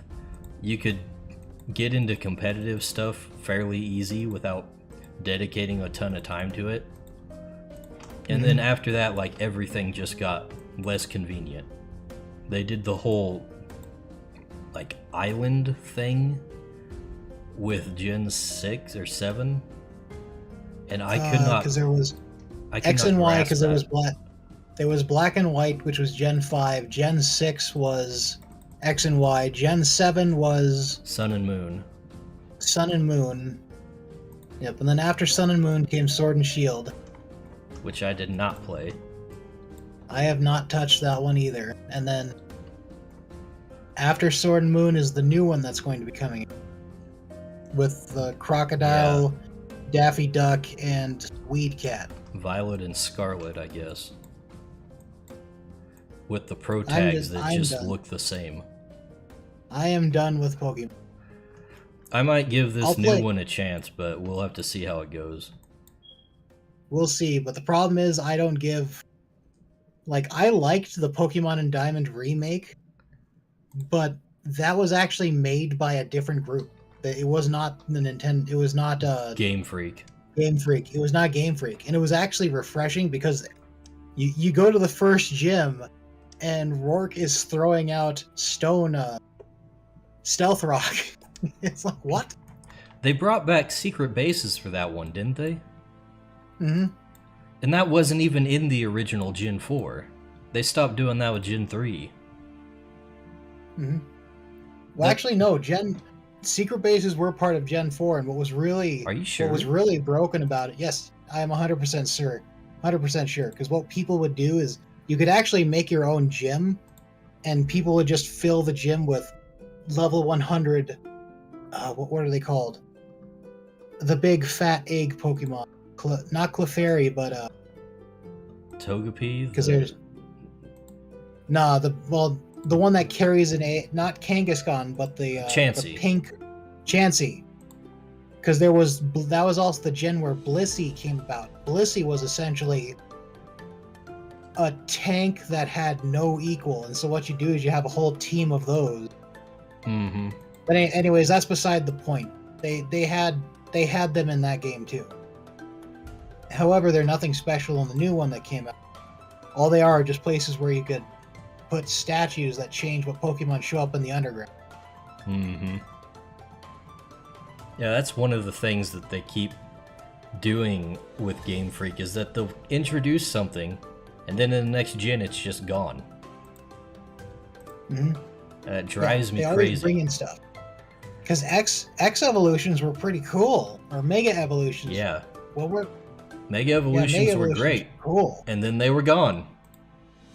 The only thing that wasn't cool about was Aggron. Aggron was broken because he had clear body, which meant that he had zero weaknesses and only resistance. And he's tough too, isn't he? Yeah, he is literally like a 12 attack kill for anything in the game. That's psycho. I never had to deal with him. Was he part of the Gen 3 remake? Nope. Mega Aggron was not part of the Gen 3 remake, but Aggron was Gen 3. Okay. Because I don't remember dealing with him in X and Y. But I also didn't deal with... I only played a little bit of the Gen 3 remakes. So I thought that might Well, have you been didn't actually... If you went through the story, you didn't actually fight all of the Megas. You had to actually... You found them all yourself, and then you would run into other characters. If you played in actual people, that's how you found the... Oh yeah, I played against other people during that time. Mhm. I just never saw Aggron. What am I looking Which for? is weird, because he was the most broken tank in the game.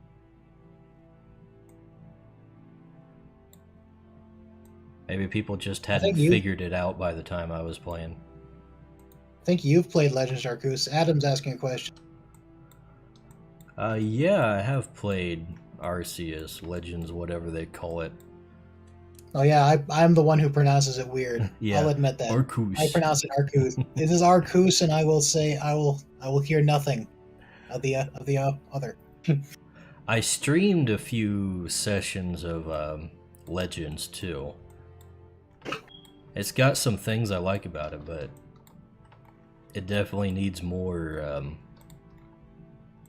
I don't know what you'd call it.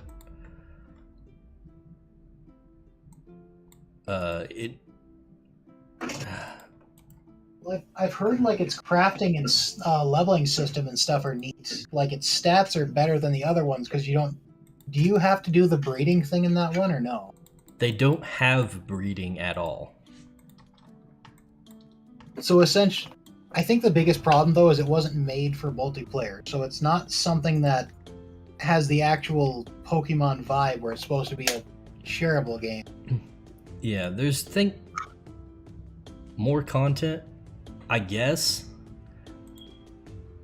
I think it feels like it wasn't ready to be released, kinda. Not that it didn't have much polish. But Like it needs more playtesting. It needed more time to be developed because it's a very different game than the other Pokemon games. And they didn't really understand what they were doing with some of the things, I think. I like that they were branching out because that's the biggest problem I have with Game Freak. Mm-hmm. Like branching out, try something new. Because it would be way too difficult, but what I've always wanted is a Pokemon battle system where it's based on the creature's size. Like their speed, their movement, their ability, what they can do. So you could have something that moves at incredible speed and attack, kind of like what they have here, where you have your fast and your powerful or whatever. You would have something that attacks a lot versus something that is incredibly slow, but is also incredibly beefy and tanky. Yeah, I have problems with that. Those things like that, systems that do that are kind of hard to balance. Yeah, I know. I understand that. It's one of those things where it's like, oh, wouldn't this be cool? Wouldn't that be awesome? Yeah. And then you have the actual developers and the designers in the background crying. Yeah.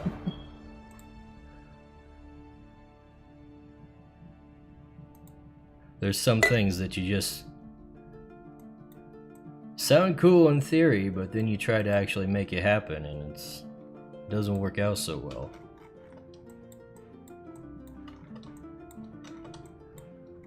You find that a lot trying to make a game that's like 90% mechanics like Crytures. It's all... Yeah, I don't have to do the coding or anything like that, but I have to make the mechanics actually function together and also be fun. Mm-hmm. And people don't realize how much thought goes into that a lot of time.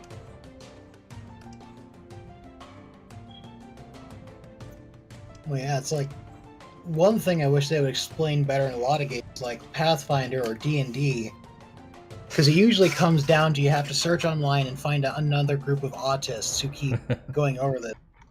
But like Swift, no, what's the haste? Like the spell haste, it's not explained in the spell itself, and there is one very small part in the rules very early on in like the core rule book that explains I think you can't have more than 3 attacks in a round, but it's just a very small piece that you can very easily miss. But essentially it comes down to the point where it's like you're allowed 2 attacks, you can do a full round action, do 3 attacks, an extra attack on top of that. You have a special ability as this class as a fighter to add 1 more attack to regular attack.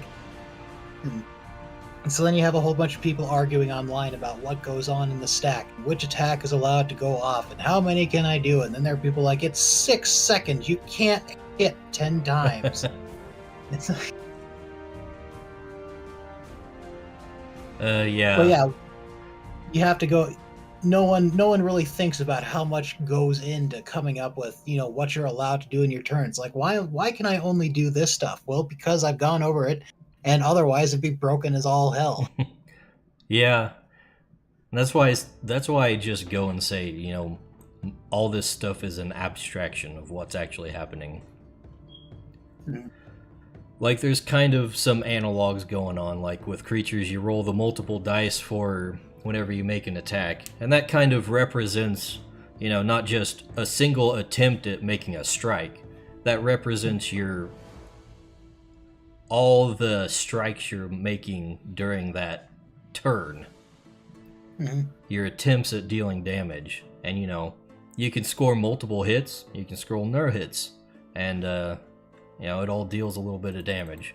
And that's one of the things I really like about the system I came up with, is that you have both the attack roll and the damage roll in the same roll. That makes it really streamlined. What the hell am I going to call this guy? I don't even have a name for him. Now I'm at the point where I have to name the file. Oh no.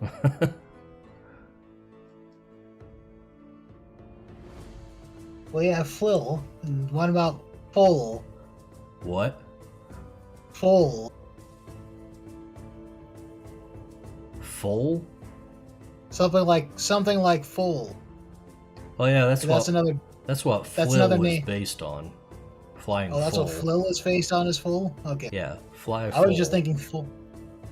Because I was thinking it was just enough, or just different enough. Maybe Floney? Floney. Also, it's called Epona.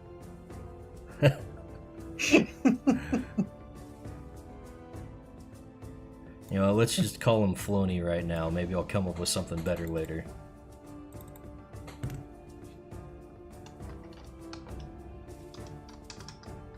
We don't spell it with a PH.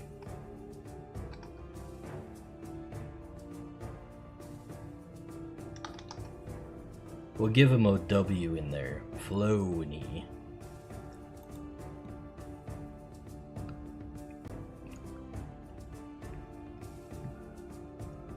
Item saying, RCS is promising at least. Here's hoping the sequel will be a Sonic Adventure 2 and not a Battlefront 2.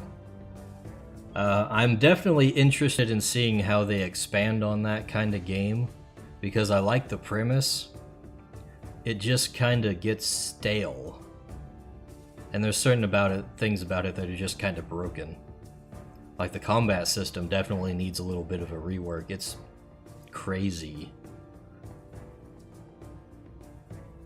Because I think I've heard that the fast style is always best because you can get like 3 or 4 attacks. Yeah, that's basically the strategy I would keep going for is just to, whenever I could, I would use agile style to get an extra attack in. And then, and like you could take out enemies in just, you know, a couple hits most of the time if you got like type advantages and stuff. So you agile style for an extra attack, and then for your extra attack you strong style to deal extra damage, and it doesn't even matter because after that the thing's dead. Going first is a major benefit in that system just because it's so tight.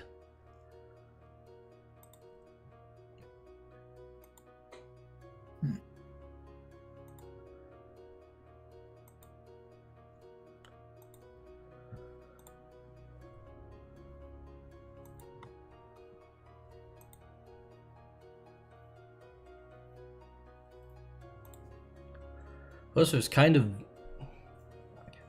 of an aspect to it where it's like the whole game is based on really going out on a safari to like discover Pokemon and stuff like that. But I've already discovered all these Pokemon, thank you very much. Back when I was like 14. Yeah, but they aren't discovered in the past.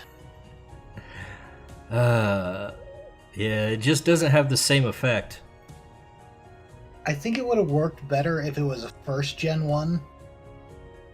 Like if they picked the first gen to have you go back in time.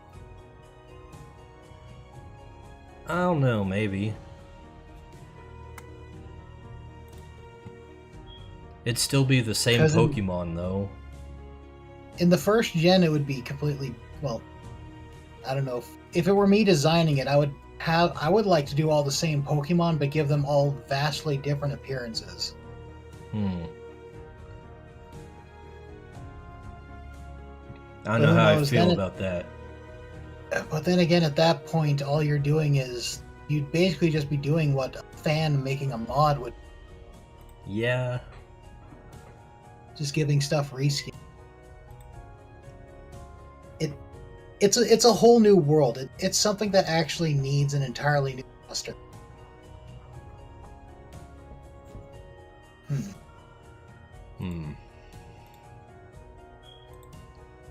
Yeah, I think I'm just really hung up on my desire to get, like, I don't know, I guess you'd call it a metaverse for a game like this. Like what I was talking about earlier with old school MMOs, how it was more like you were part of a player-driven world rather than just NPCs giving you quests and stuff like that. Like the economies were based off what people gathered, and made and sold, crafted. I just want to play in a Pokemon world where other people are doing things too. I want to talk to NPCs.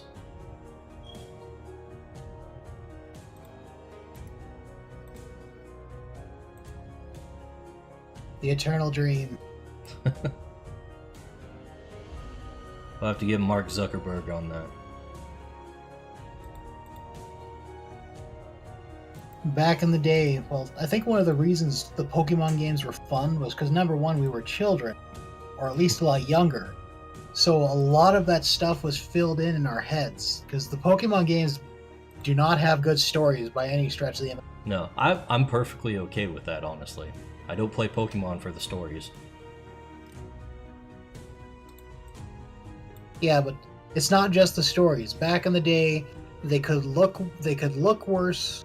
They didn't have to have story. They didn't have to have great gameplay. Because, like I'm saying, a lot of it was handled with imagination. Nowadays, though, I do expect better battle systems that make sense for the people who are going to figure out how it works and how to exploit it. You need better animations, and to an extent, you do need a better story.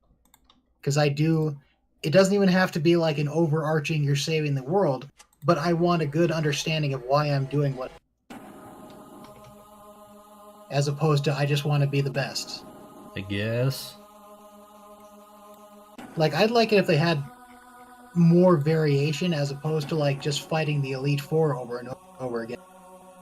If they had a better fighting system, they could actually make it so it's randomized, which they kind of did with the Battle Tower. Mm-hmm. There's definitely different ways you could make a Pokemon game that would make it more interesting.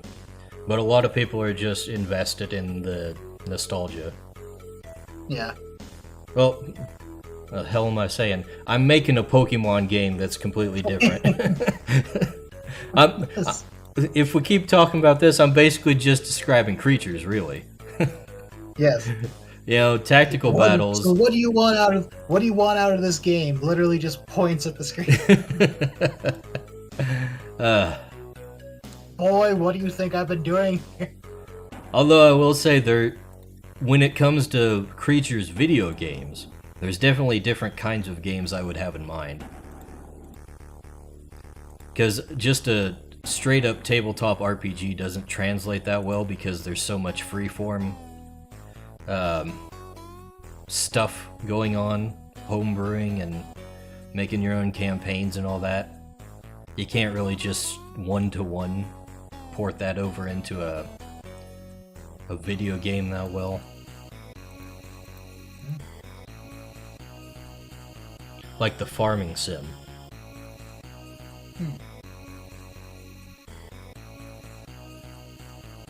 You'd mostly have to base that around the actual farming itself, so you'd focus more on the plants and the environment, and then add the other things where it would fit. At least that's how I would focus, to make it more about the agriculture. Yeah, in the world. That's the thing, like, if I were to make a Crytures farming simulator, like, how do you even describe this? Basically, I want to make a Crytures battle system that's just universal between all the Crytures games, and then, you know, the farming sim is just like a mini game that's tacked onto that. I just want to create a bunch of mini games that add on to the main game, I guess. Mm-hmm. Which all interchangeable. Yeah, I guess that's kind of how some games work these days, where they just update to add new features, and that's like new mini games, basically.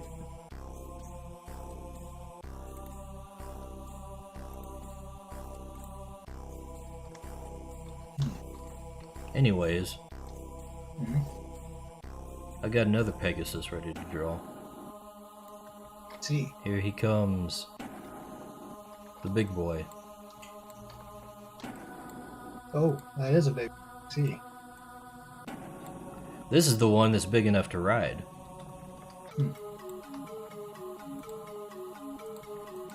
Which, while we're talking about Pokemon game mechanics, that's another pet peeve. I'm just gonna ignore that joke for a second there. Good. Not your joke, but I was gonna say something. The one about riding, I get it. Yes. Anything's exit. But yeah, I have such a problem with the way they remove HMs from everything nowadays.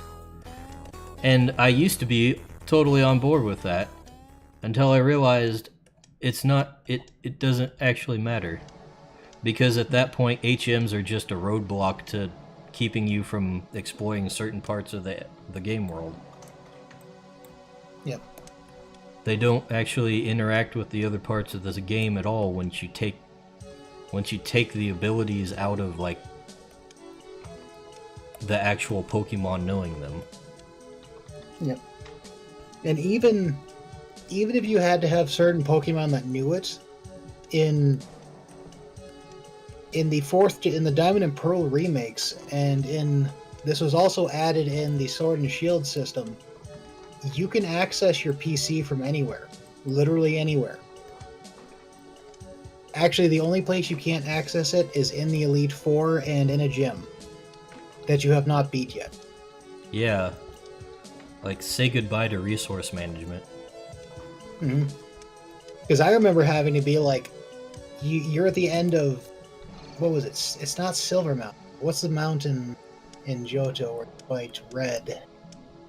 I Or don't I know. guess it works with any of these mountains. Thing is, you're out in the middle of nowhere and you're gonna run out of repels, or you're gonna run out of items. Your Pokemon are like passing out, and you have no stamina for anything. Now you can literally just swap your Pokemon out, and once they come back, they're actually healed. Mm-hmm. So you swap them, put them away, swap them, bring them back, and you have a healed team again. Yeah. It took away a lot of the, having to prepare it. It breaks immersion really badly.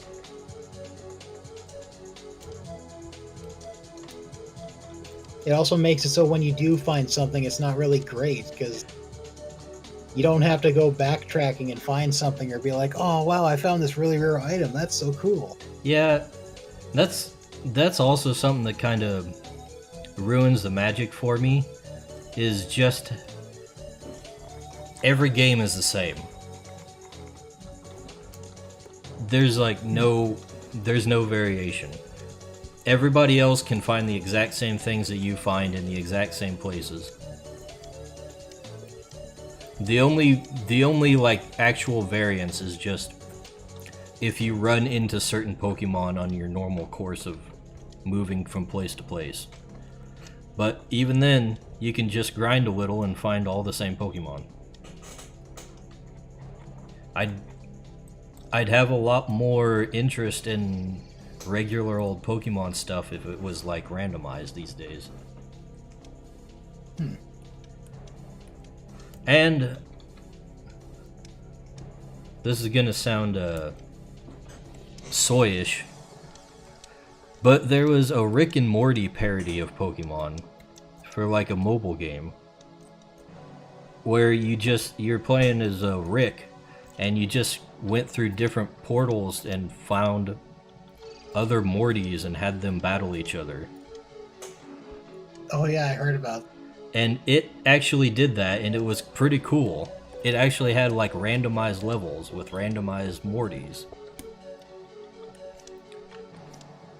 And I was just seeing that as just a stupid mobile game was like, why can't this be a real thing? Oh. It would be really neat to play a game, go out of the starting area, and get your ass beat by just this random Charizard in the wild. Or it doesn't even have to be a Charizard, but it could be something that's at least, 10, 20 levels higher than you. And obviously you could get away, but it'd be neat to actually have that challenge, see if you could fight it. Yeah. The chance that it might exist there, it might not. As opposed to okay, I am out of the first city on my way to the first gym. I hope I can find a Caterpie somewhere. You gotta find your Caterpie, you gotta find your Pidgey. Yep. Mandatory bug, mandatory burb. The rodent. And they're all level 3.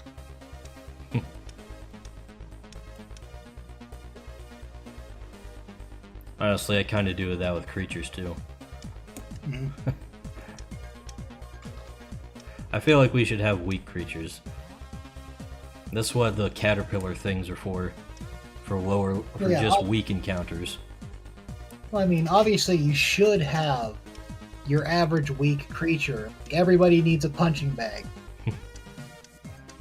But it would be nice to... It's kind of like in Dark Souls, the original Dark Souls. A lot of people quit the game because when they got to the original bonfire, they would go through the temple and down to the graveyard, and they're like, why can't I beat these skeletons? When all you have to do is just go to the right, and there's an entirely different area you can go, where things are a lot easier. Yeah, but the fact is, even with that, it's still the exact same. Mm-hmm. Yeah, but the option is there. You're not held by anything arbitrary. You can get good enough, find a mace, and beat the shit out of those skeletons.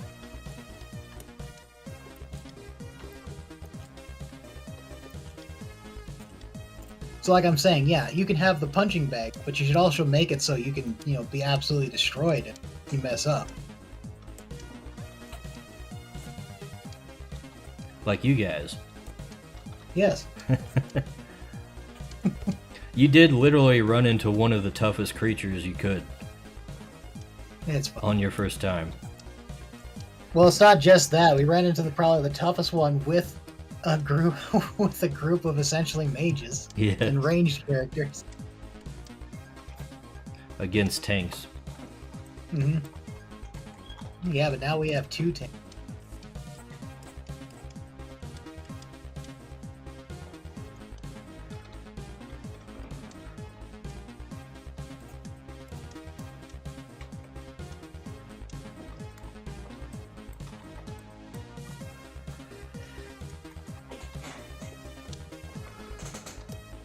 I'm so glad I have the horse anatomy figured out for this guy already.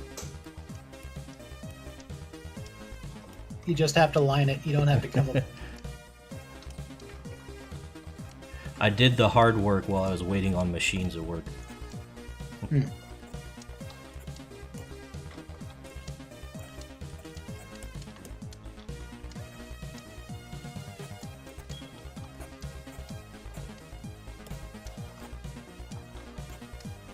The hard art.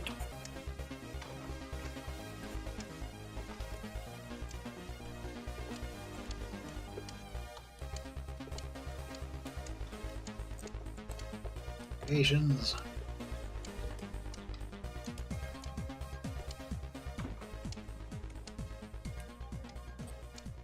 I've had the same Midno Twilight Warp and warp sound effect as my notification. God knows how long. I don't know. Does the mic ever pick up on that? I haven't noticed it. Oh, okay. I couldn't even tell you what that sound is.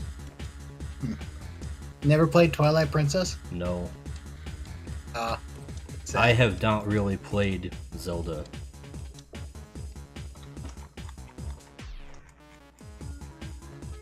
Well, no, wait. I played, what the hell is that one called? Link's Awakening for the Game Boy. Way back in the day. Because I didn't have many other Game Boy games besides Pokemon and some Yu-Gi-Oh game, which was trash.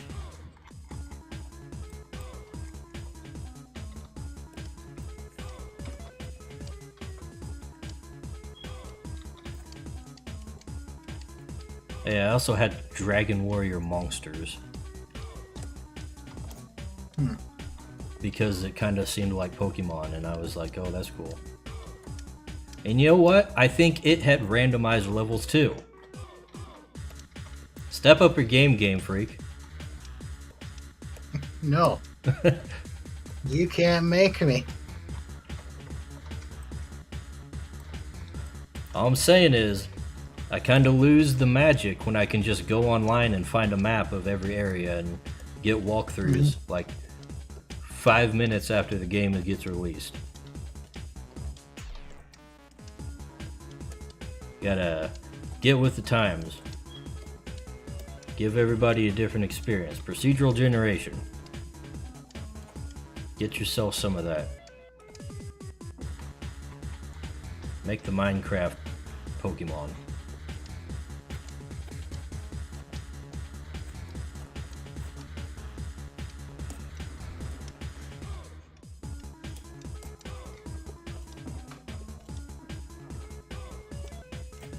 See, I'm back on One Must Fall music. I think that's the last one in this playlist.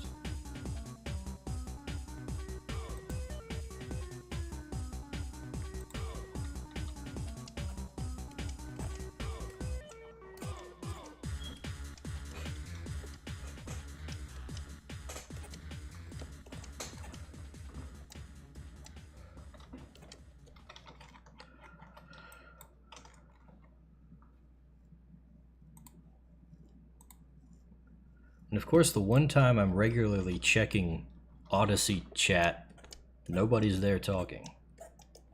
Usually they like to sneak in when I'm not paying attention.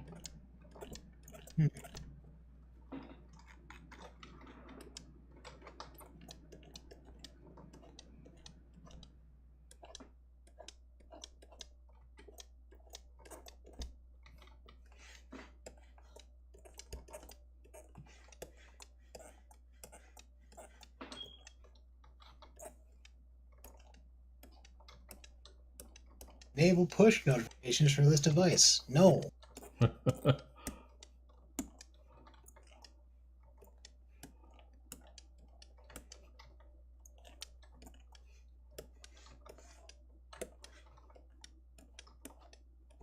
Realize how small of a imprint I have on the internet, because I kind of want to keep it that. But I think I literally only use like 2 sites. I use like Newgrounds and Mines, and that's it.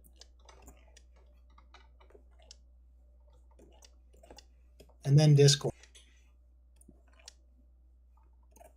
Yeah, it's so hard to keep up with other places. Well, especially because I know there are lots of places, but almost every place has different rules, different things that are okay and what's not allowed. And I don't deal with that because I just want to go to a site where I do the same stuff I do as all the other sites. Yeah, that's definitely a thing with your kind of stuff. Yeah. Because, like, obviously, I'm not going to say, no, you can't do that with your site. I want to post smut. I'm not going to do that, force them to do that, but it's one of those things where I just like, I like to draw it, I like to post it, I'm going to do it, and if I can't, I won't use your stuff. It is a bed it is a hole I have dug for myself. But I don't understand why it's so hard to not just like just make a section. Like, I don't care. Section me off. Put me in gay baby jail or something like that. I don't care.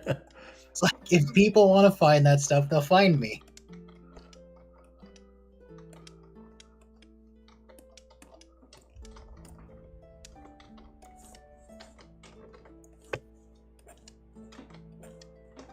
Gay baby jail. That's one I haven't heard. I love that phrase. I've been using that for years. That came from Facebook, where we would joke about how you would say something wrong or you'd get your account locked for a couple days or a month. And I mean, it's not locked, but what would happen is you wouldn't be allowed to make your own posts. You wouldn't be allowed to comment on other people's stuff. You could still like stuff, but essentially we called it gay baby jail. And now gay baby jail is just anything outside the. It's like, you've been bad and you must be sent to gay baby.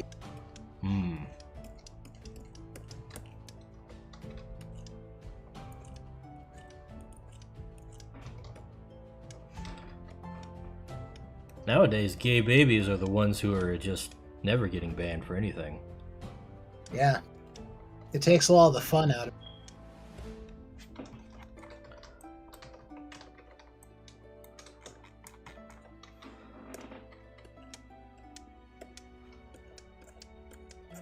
You know, I feel like I've heard the term before, and it was shortened to just Gaby.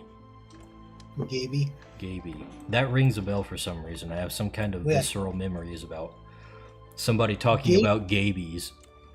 Gaby is a term that came around about, gay babies. I don't remember when or where, but I do know the term. I do remember the term. Gabies and towel racks. And they bees. They bees. How psycho. They bees, non-binary baby.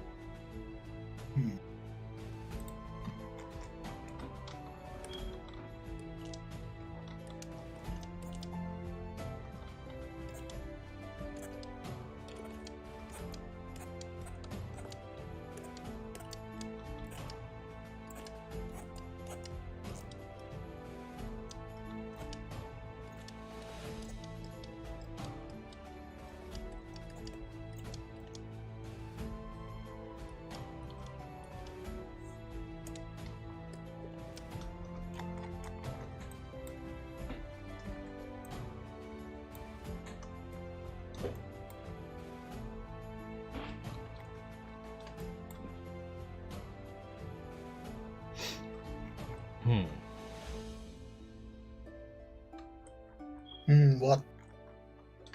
I'm just thinking about his tail anatomy. I'm not sure if it's right.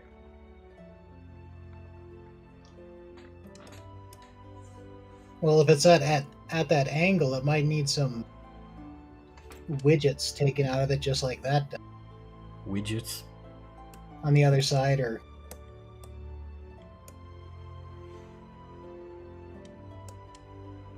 I feel like it's too thick. Like it needs to be like so, maybe.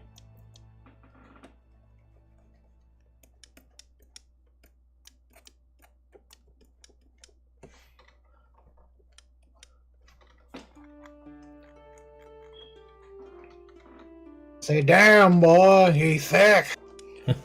He is thick. Look at them powerful thighs. Damn, bitch is thick. Bitch so thick she damn near retarded. I love that. Retarded is a good word.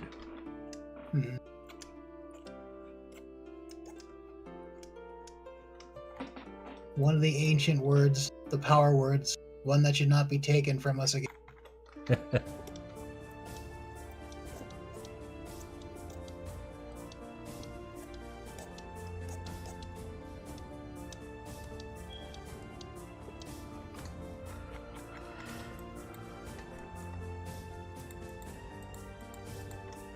Alright, enough lollygagging around. Let's get this last wing on.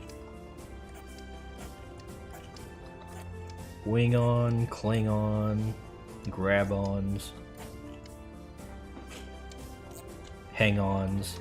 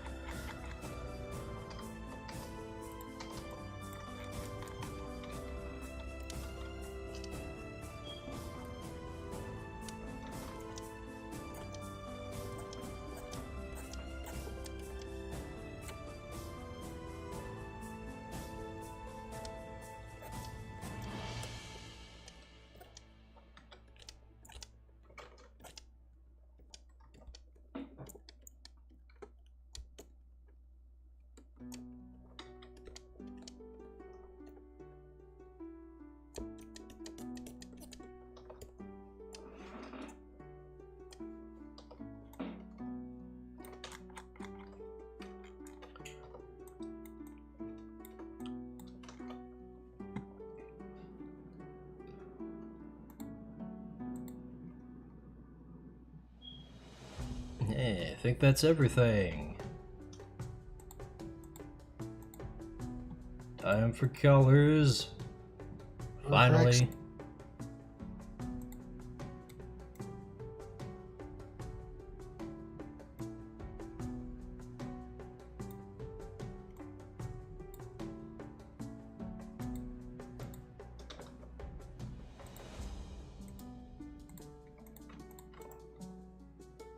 Merge those layers.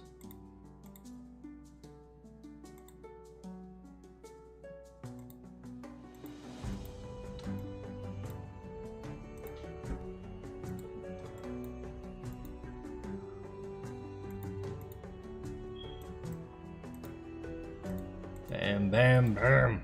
Ah, the fill tool feels nice again.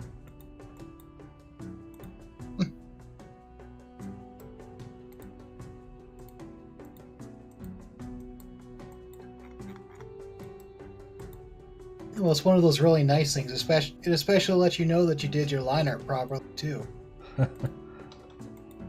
because you don't fill the entire canvas. Yeah, I usually don't have problems with that. I do that sometimes, but that's just because of the scratchy way I draw hair sometimes. You'll have a point that doesn't match up. Yeah. Usually I'm pretty autistic about the way my lines are.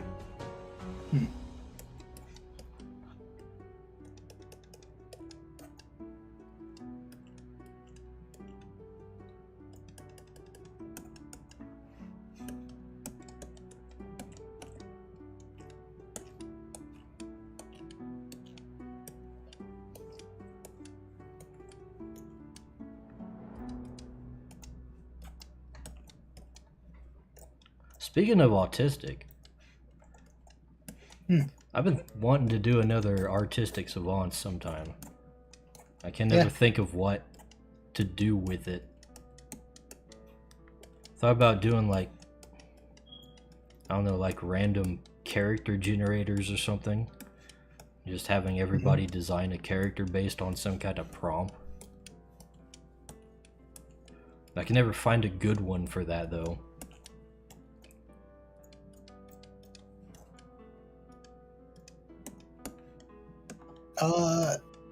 I think all of us could be capable of doing this, but I know there's like a random princess generator or monster generator. Of course, this is mostly me, but monster waifu generator. But yeah, a waifu design stream would probably be interesting. We can all we're all pretty much we all draw waifus at some point.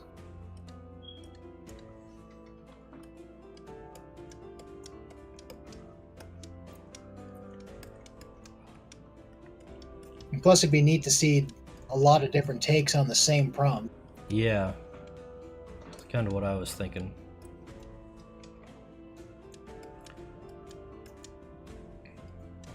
Just had trouble finding a generator for it. Usually they're like way too detailed. Like they give you like personalities and stuff. It's like we just need some kind of anime stereotype with a personality trait or something. I wonder if I could ask what's his name? The guy who draws all the gondolas. Oh yeah, what is his name? Yeah, but you know who I'm talking about. He has that avatar with the guy wearing a hat and like pointing at you or something like that. Yeah. Alex P. Creighton. Yeah, Alex P. Creighton. Because he does a lot of those. However, I think one of the things he uses there, it's actually an adult game. It's like a princess. It's literally a princess breeder game. Because I've seen the little sketches it gives beforehand. Like I've seen the prompts it gives him, and then I was looking through Steam one day, and apparently that came up in my recommended list. Oh, I just had a big that's where they.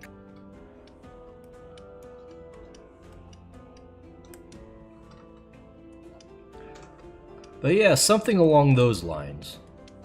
Mhm. I could find a generator for something like that. Might make for a fun artistic savant stream.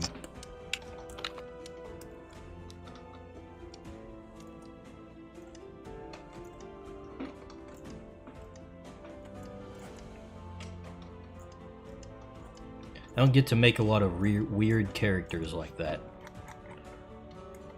Things are pretty standard as far as humans go in Crytures world.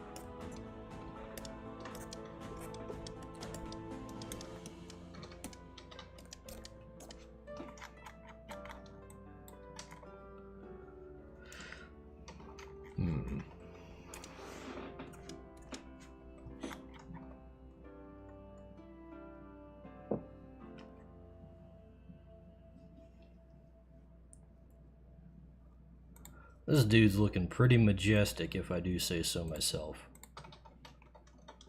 I like the little tails I added onto his wings and tail.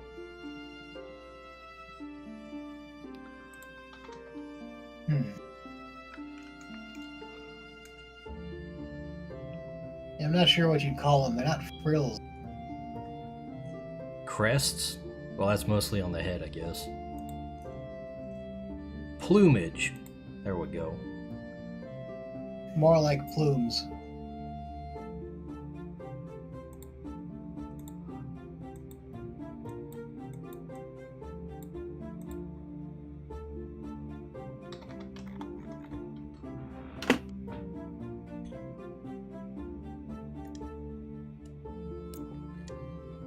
Whoops.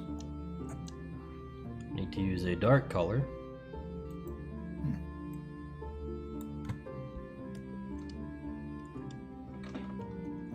Yellow shadows are usually a bad idea.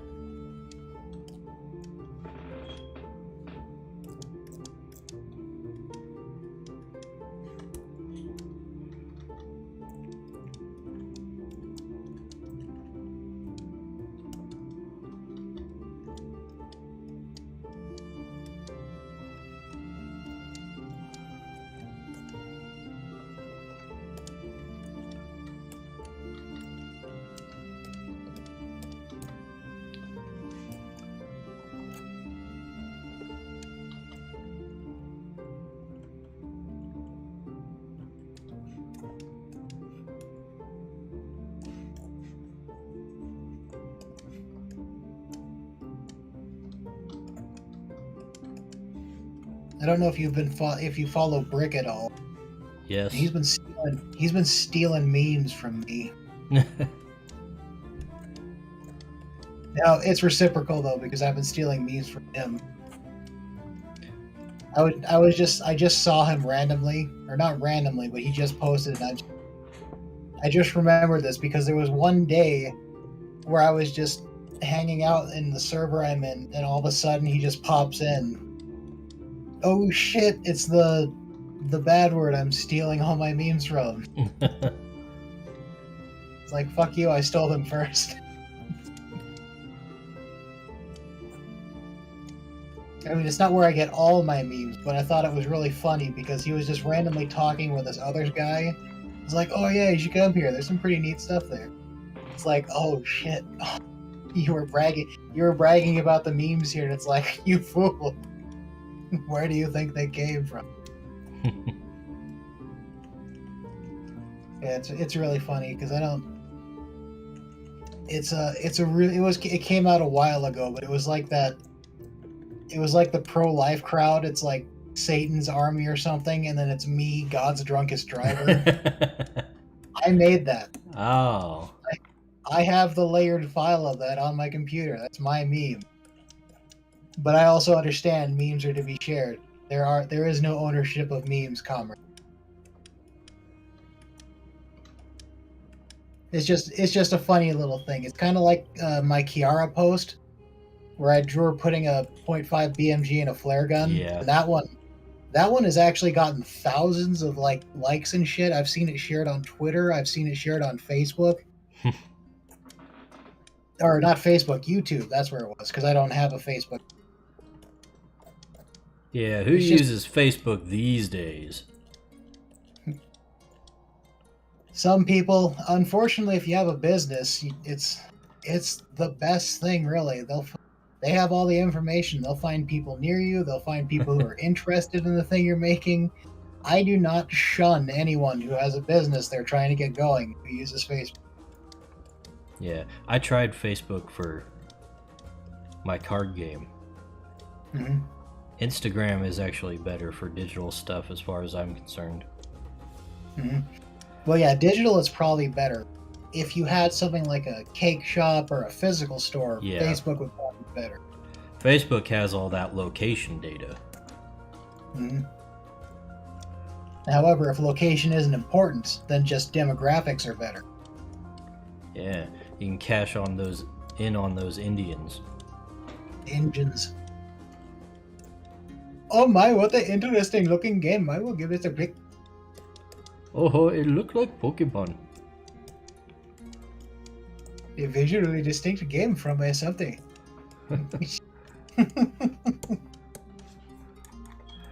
I probably have more Indians following me on Instagram than anybody else. Well, I mean, just by sheer law of averages, there are more Indians than people in general. Yeah. It's something I didn't realize until I started running ads on those, but it's like, oh, holy crap. India is literally the biggest English-speaking country in the world. Yeah, that's the other thing. Because the internet is English, or at least the internet originally was English, almost anyone who has to use it has to speak English. If you want to get any kind of wide, broad appeal or anything like that, then yeah, English is where you're going to go.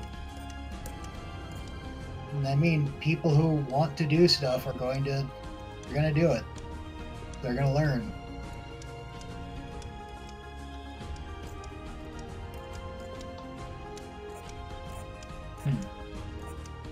And it's just the fact that, you know, America's the biggest economy in the world. India has the second highest population in the world. They both have English as their official languages, I think. I don't think America has an official language.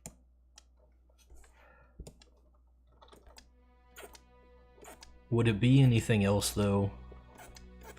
I mean, if they were to have one, it would be English, but I don't, like I said, I don't think they have one. I don't think we have one. We're not like those dang Canadians. I mean, we don't have to have one because it's just the overwhelming majority. I think that's the reason.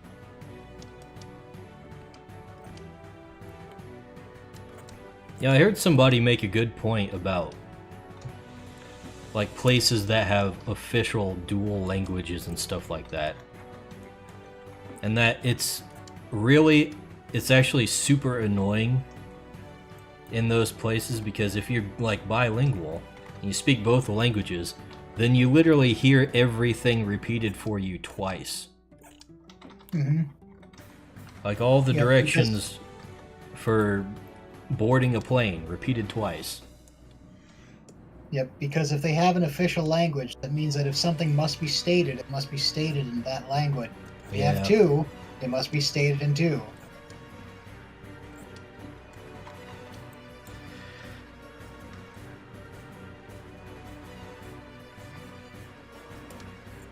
Sounds horrendous.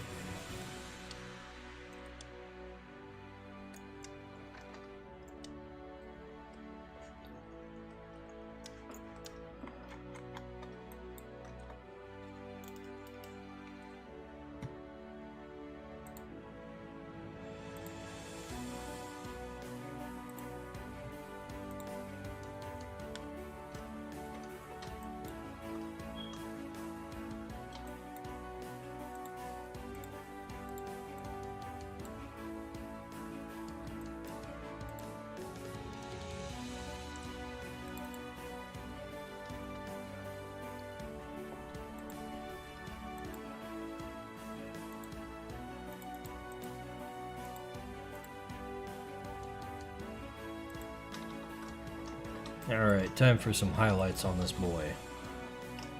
Actually, where the hell am I gonna put him? He's too detailed. Dang it. Hmm. Well, let's see. Probably get like his legs, his ear, the thin curved parts of his wings.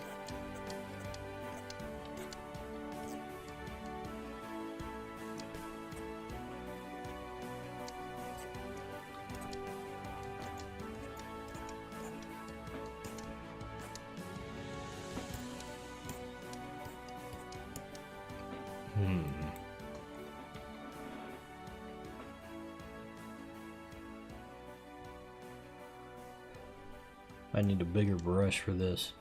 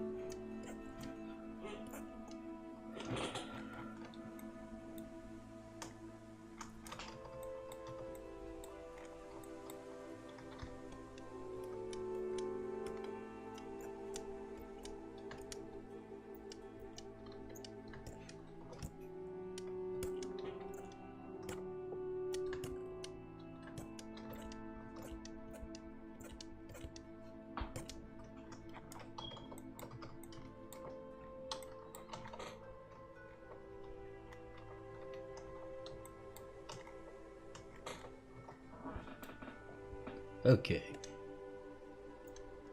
Time to soften up some edges. We're almost. Reckoning is upon us.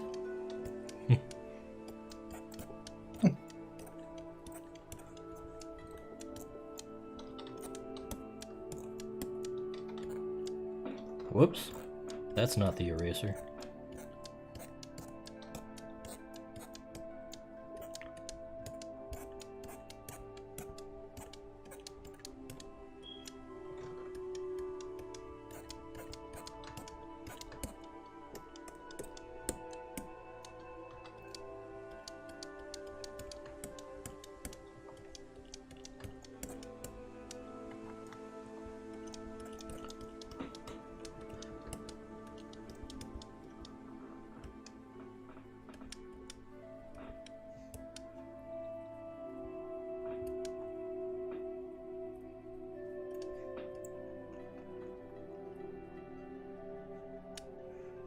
It's too early.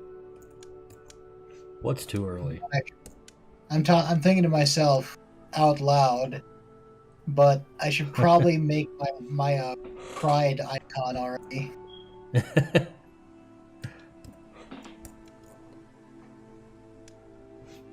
Because it's one of those things, I always keep the same base, but then I'll change the colors of it to match some. But I don't know if I should go rainbow or if I should go super straight. Do super straight with Ukrainian flag colors. Yeah.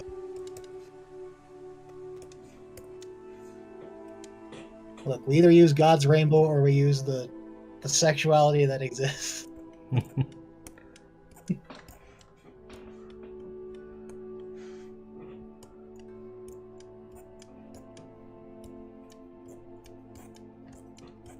They're even. I just thought about it, but there are even flags in my city, in my small little city in the Midwest. There are Ukraine flags. Ukraine flags. I don't think I've seen any Ukraine flags around my place. Hmm. I don't get out a whole lot, though.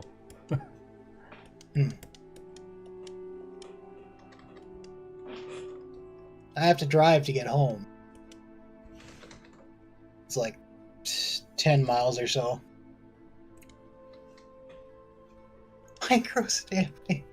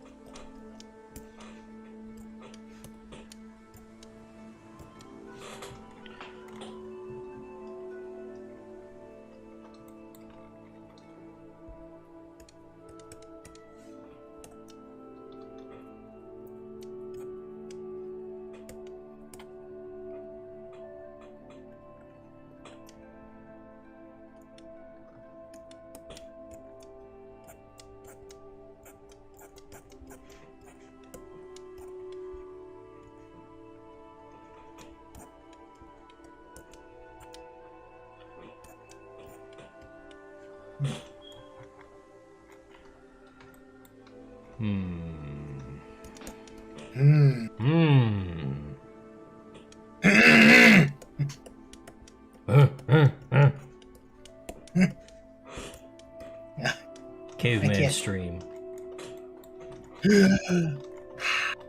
Yeah, the old Family Guy joke. Starts out as coughing and then gets out to an all screaming match.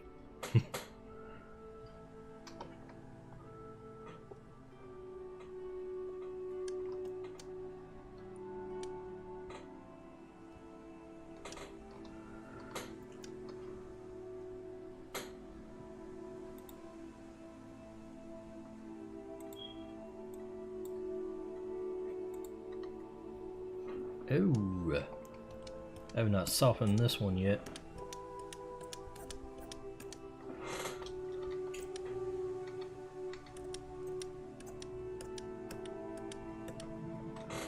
There we go. Yeah, he's a fine boy here.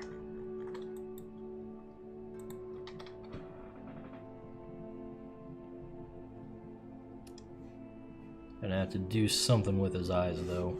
They're kind of plain. Let's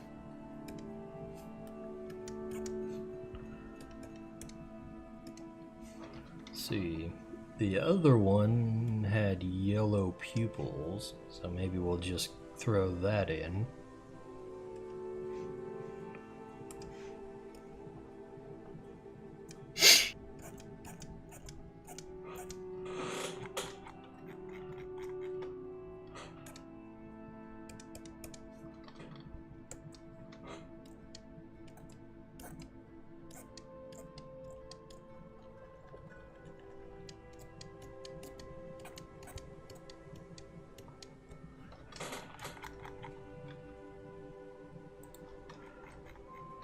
Maybe we'll give him like a star pattern or something.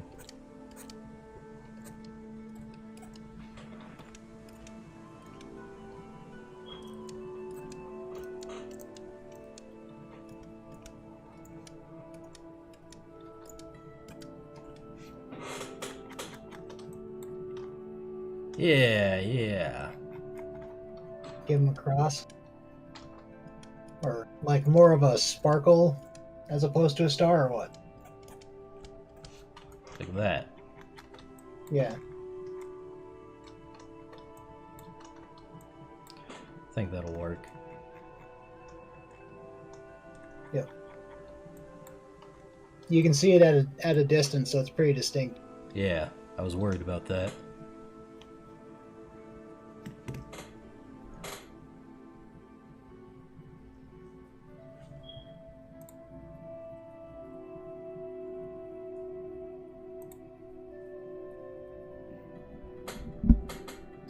Now we come to the real question again. What the hell do I name him? So I didn't hear that last part. What the hell do we do? What the hell do we name him? What do... No idea.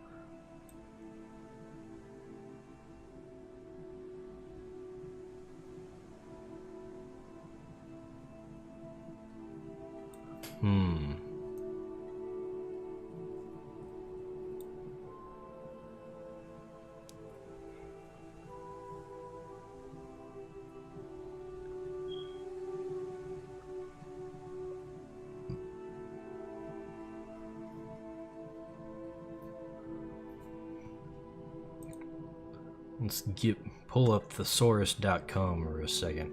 Maybe that'll help.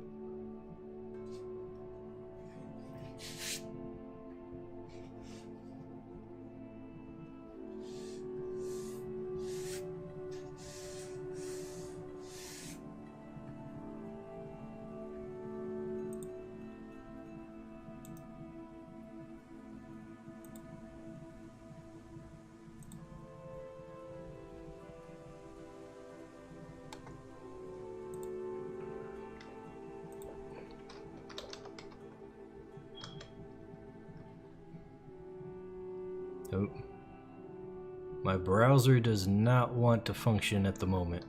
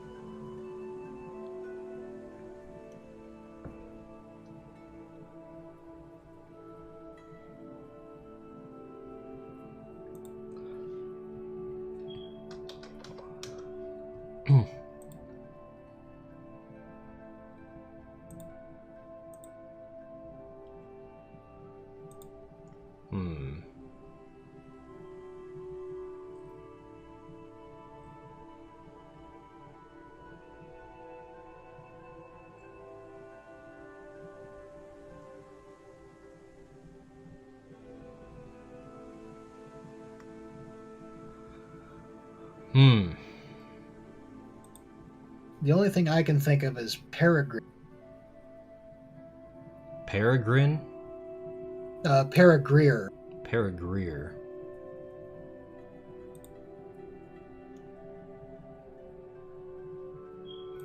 I just looked up synonyms for fly and that didn't work out so well.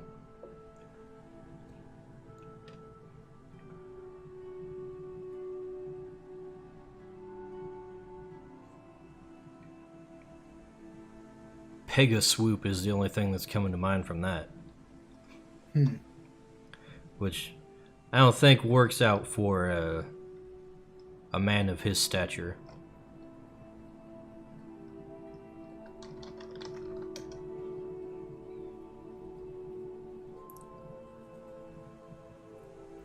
What the? Oh, we don't have synonyms for Pegasus, do we?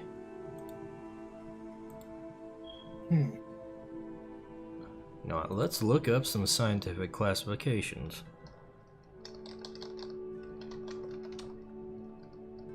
Horse family? Might help if I spelled family right.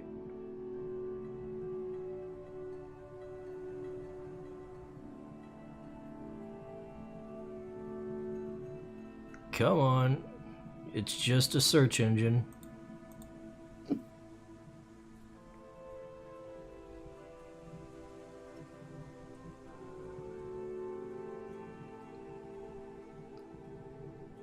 Ah, yes, equine. That's right. Equine.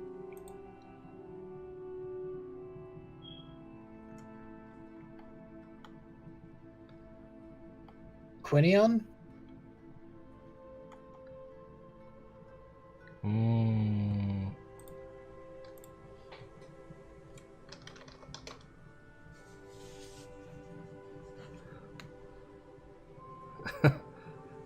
Synonyms for bird: fowl, game, feathered creature. You're real helpful, thesaurus.com.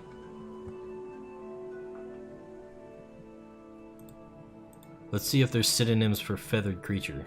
No, it's just the same thing.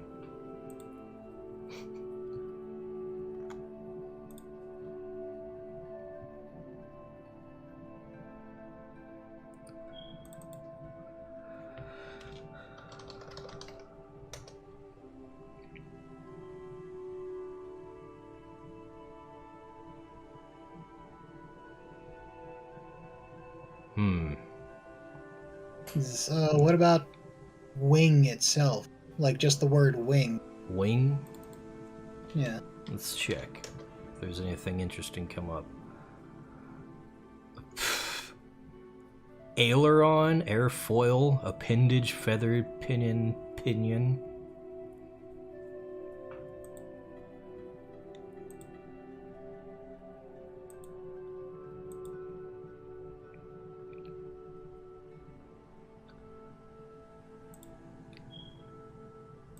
I don't think that's much help.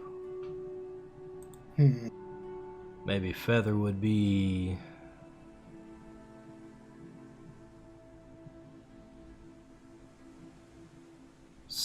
I don't know. You know what? Maybe I should just name them later. Yep. I'm sure it's real fun to watch the screen as I search on a different screen for words. You can name them name the file to be continued.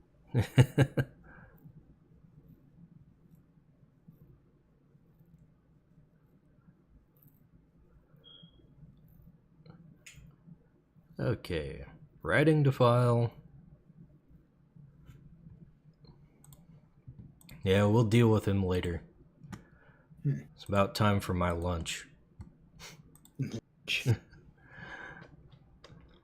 Anyways, I guess that'll be it for the stream. Thanks for watching, guys. Saw we had some people... I've been getting more people on Odyssey than anywhere else, literally. But yeah, that's nice. I'd move the entire operation over there if it weren't for like most of the people who actually come in and do the chat were on other places. But anyways, thanks for watching. I'll see you guys later. Bye.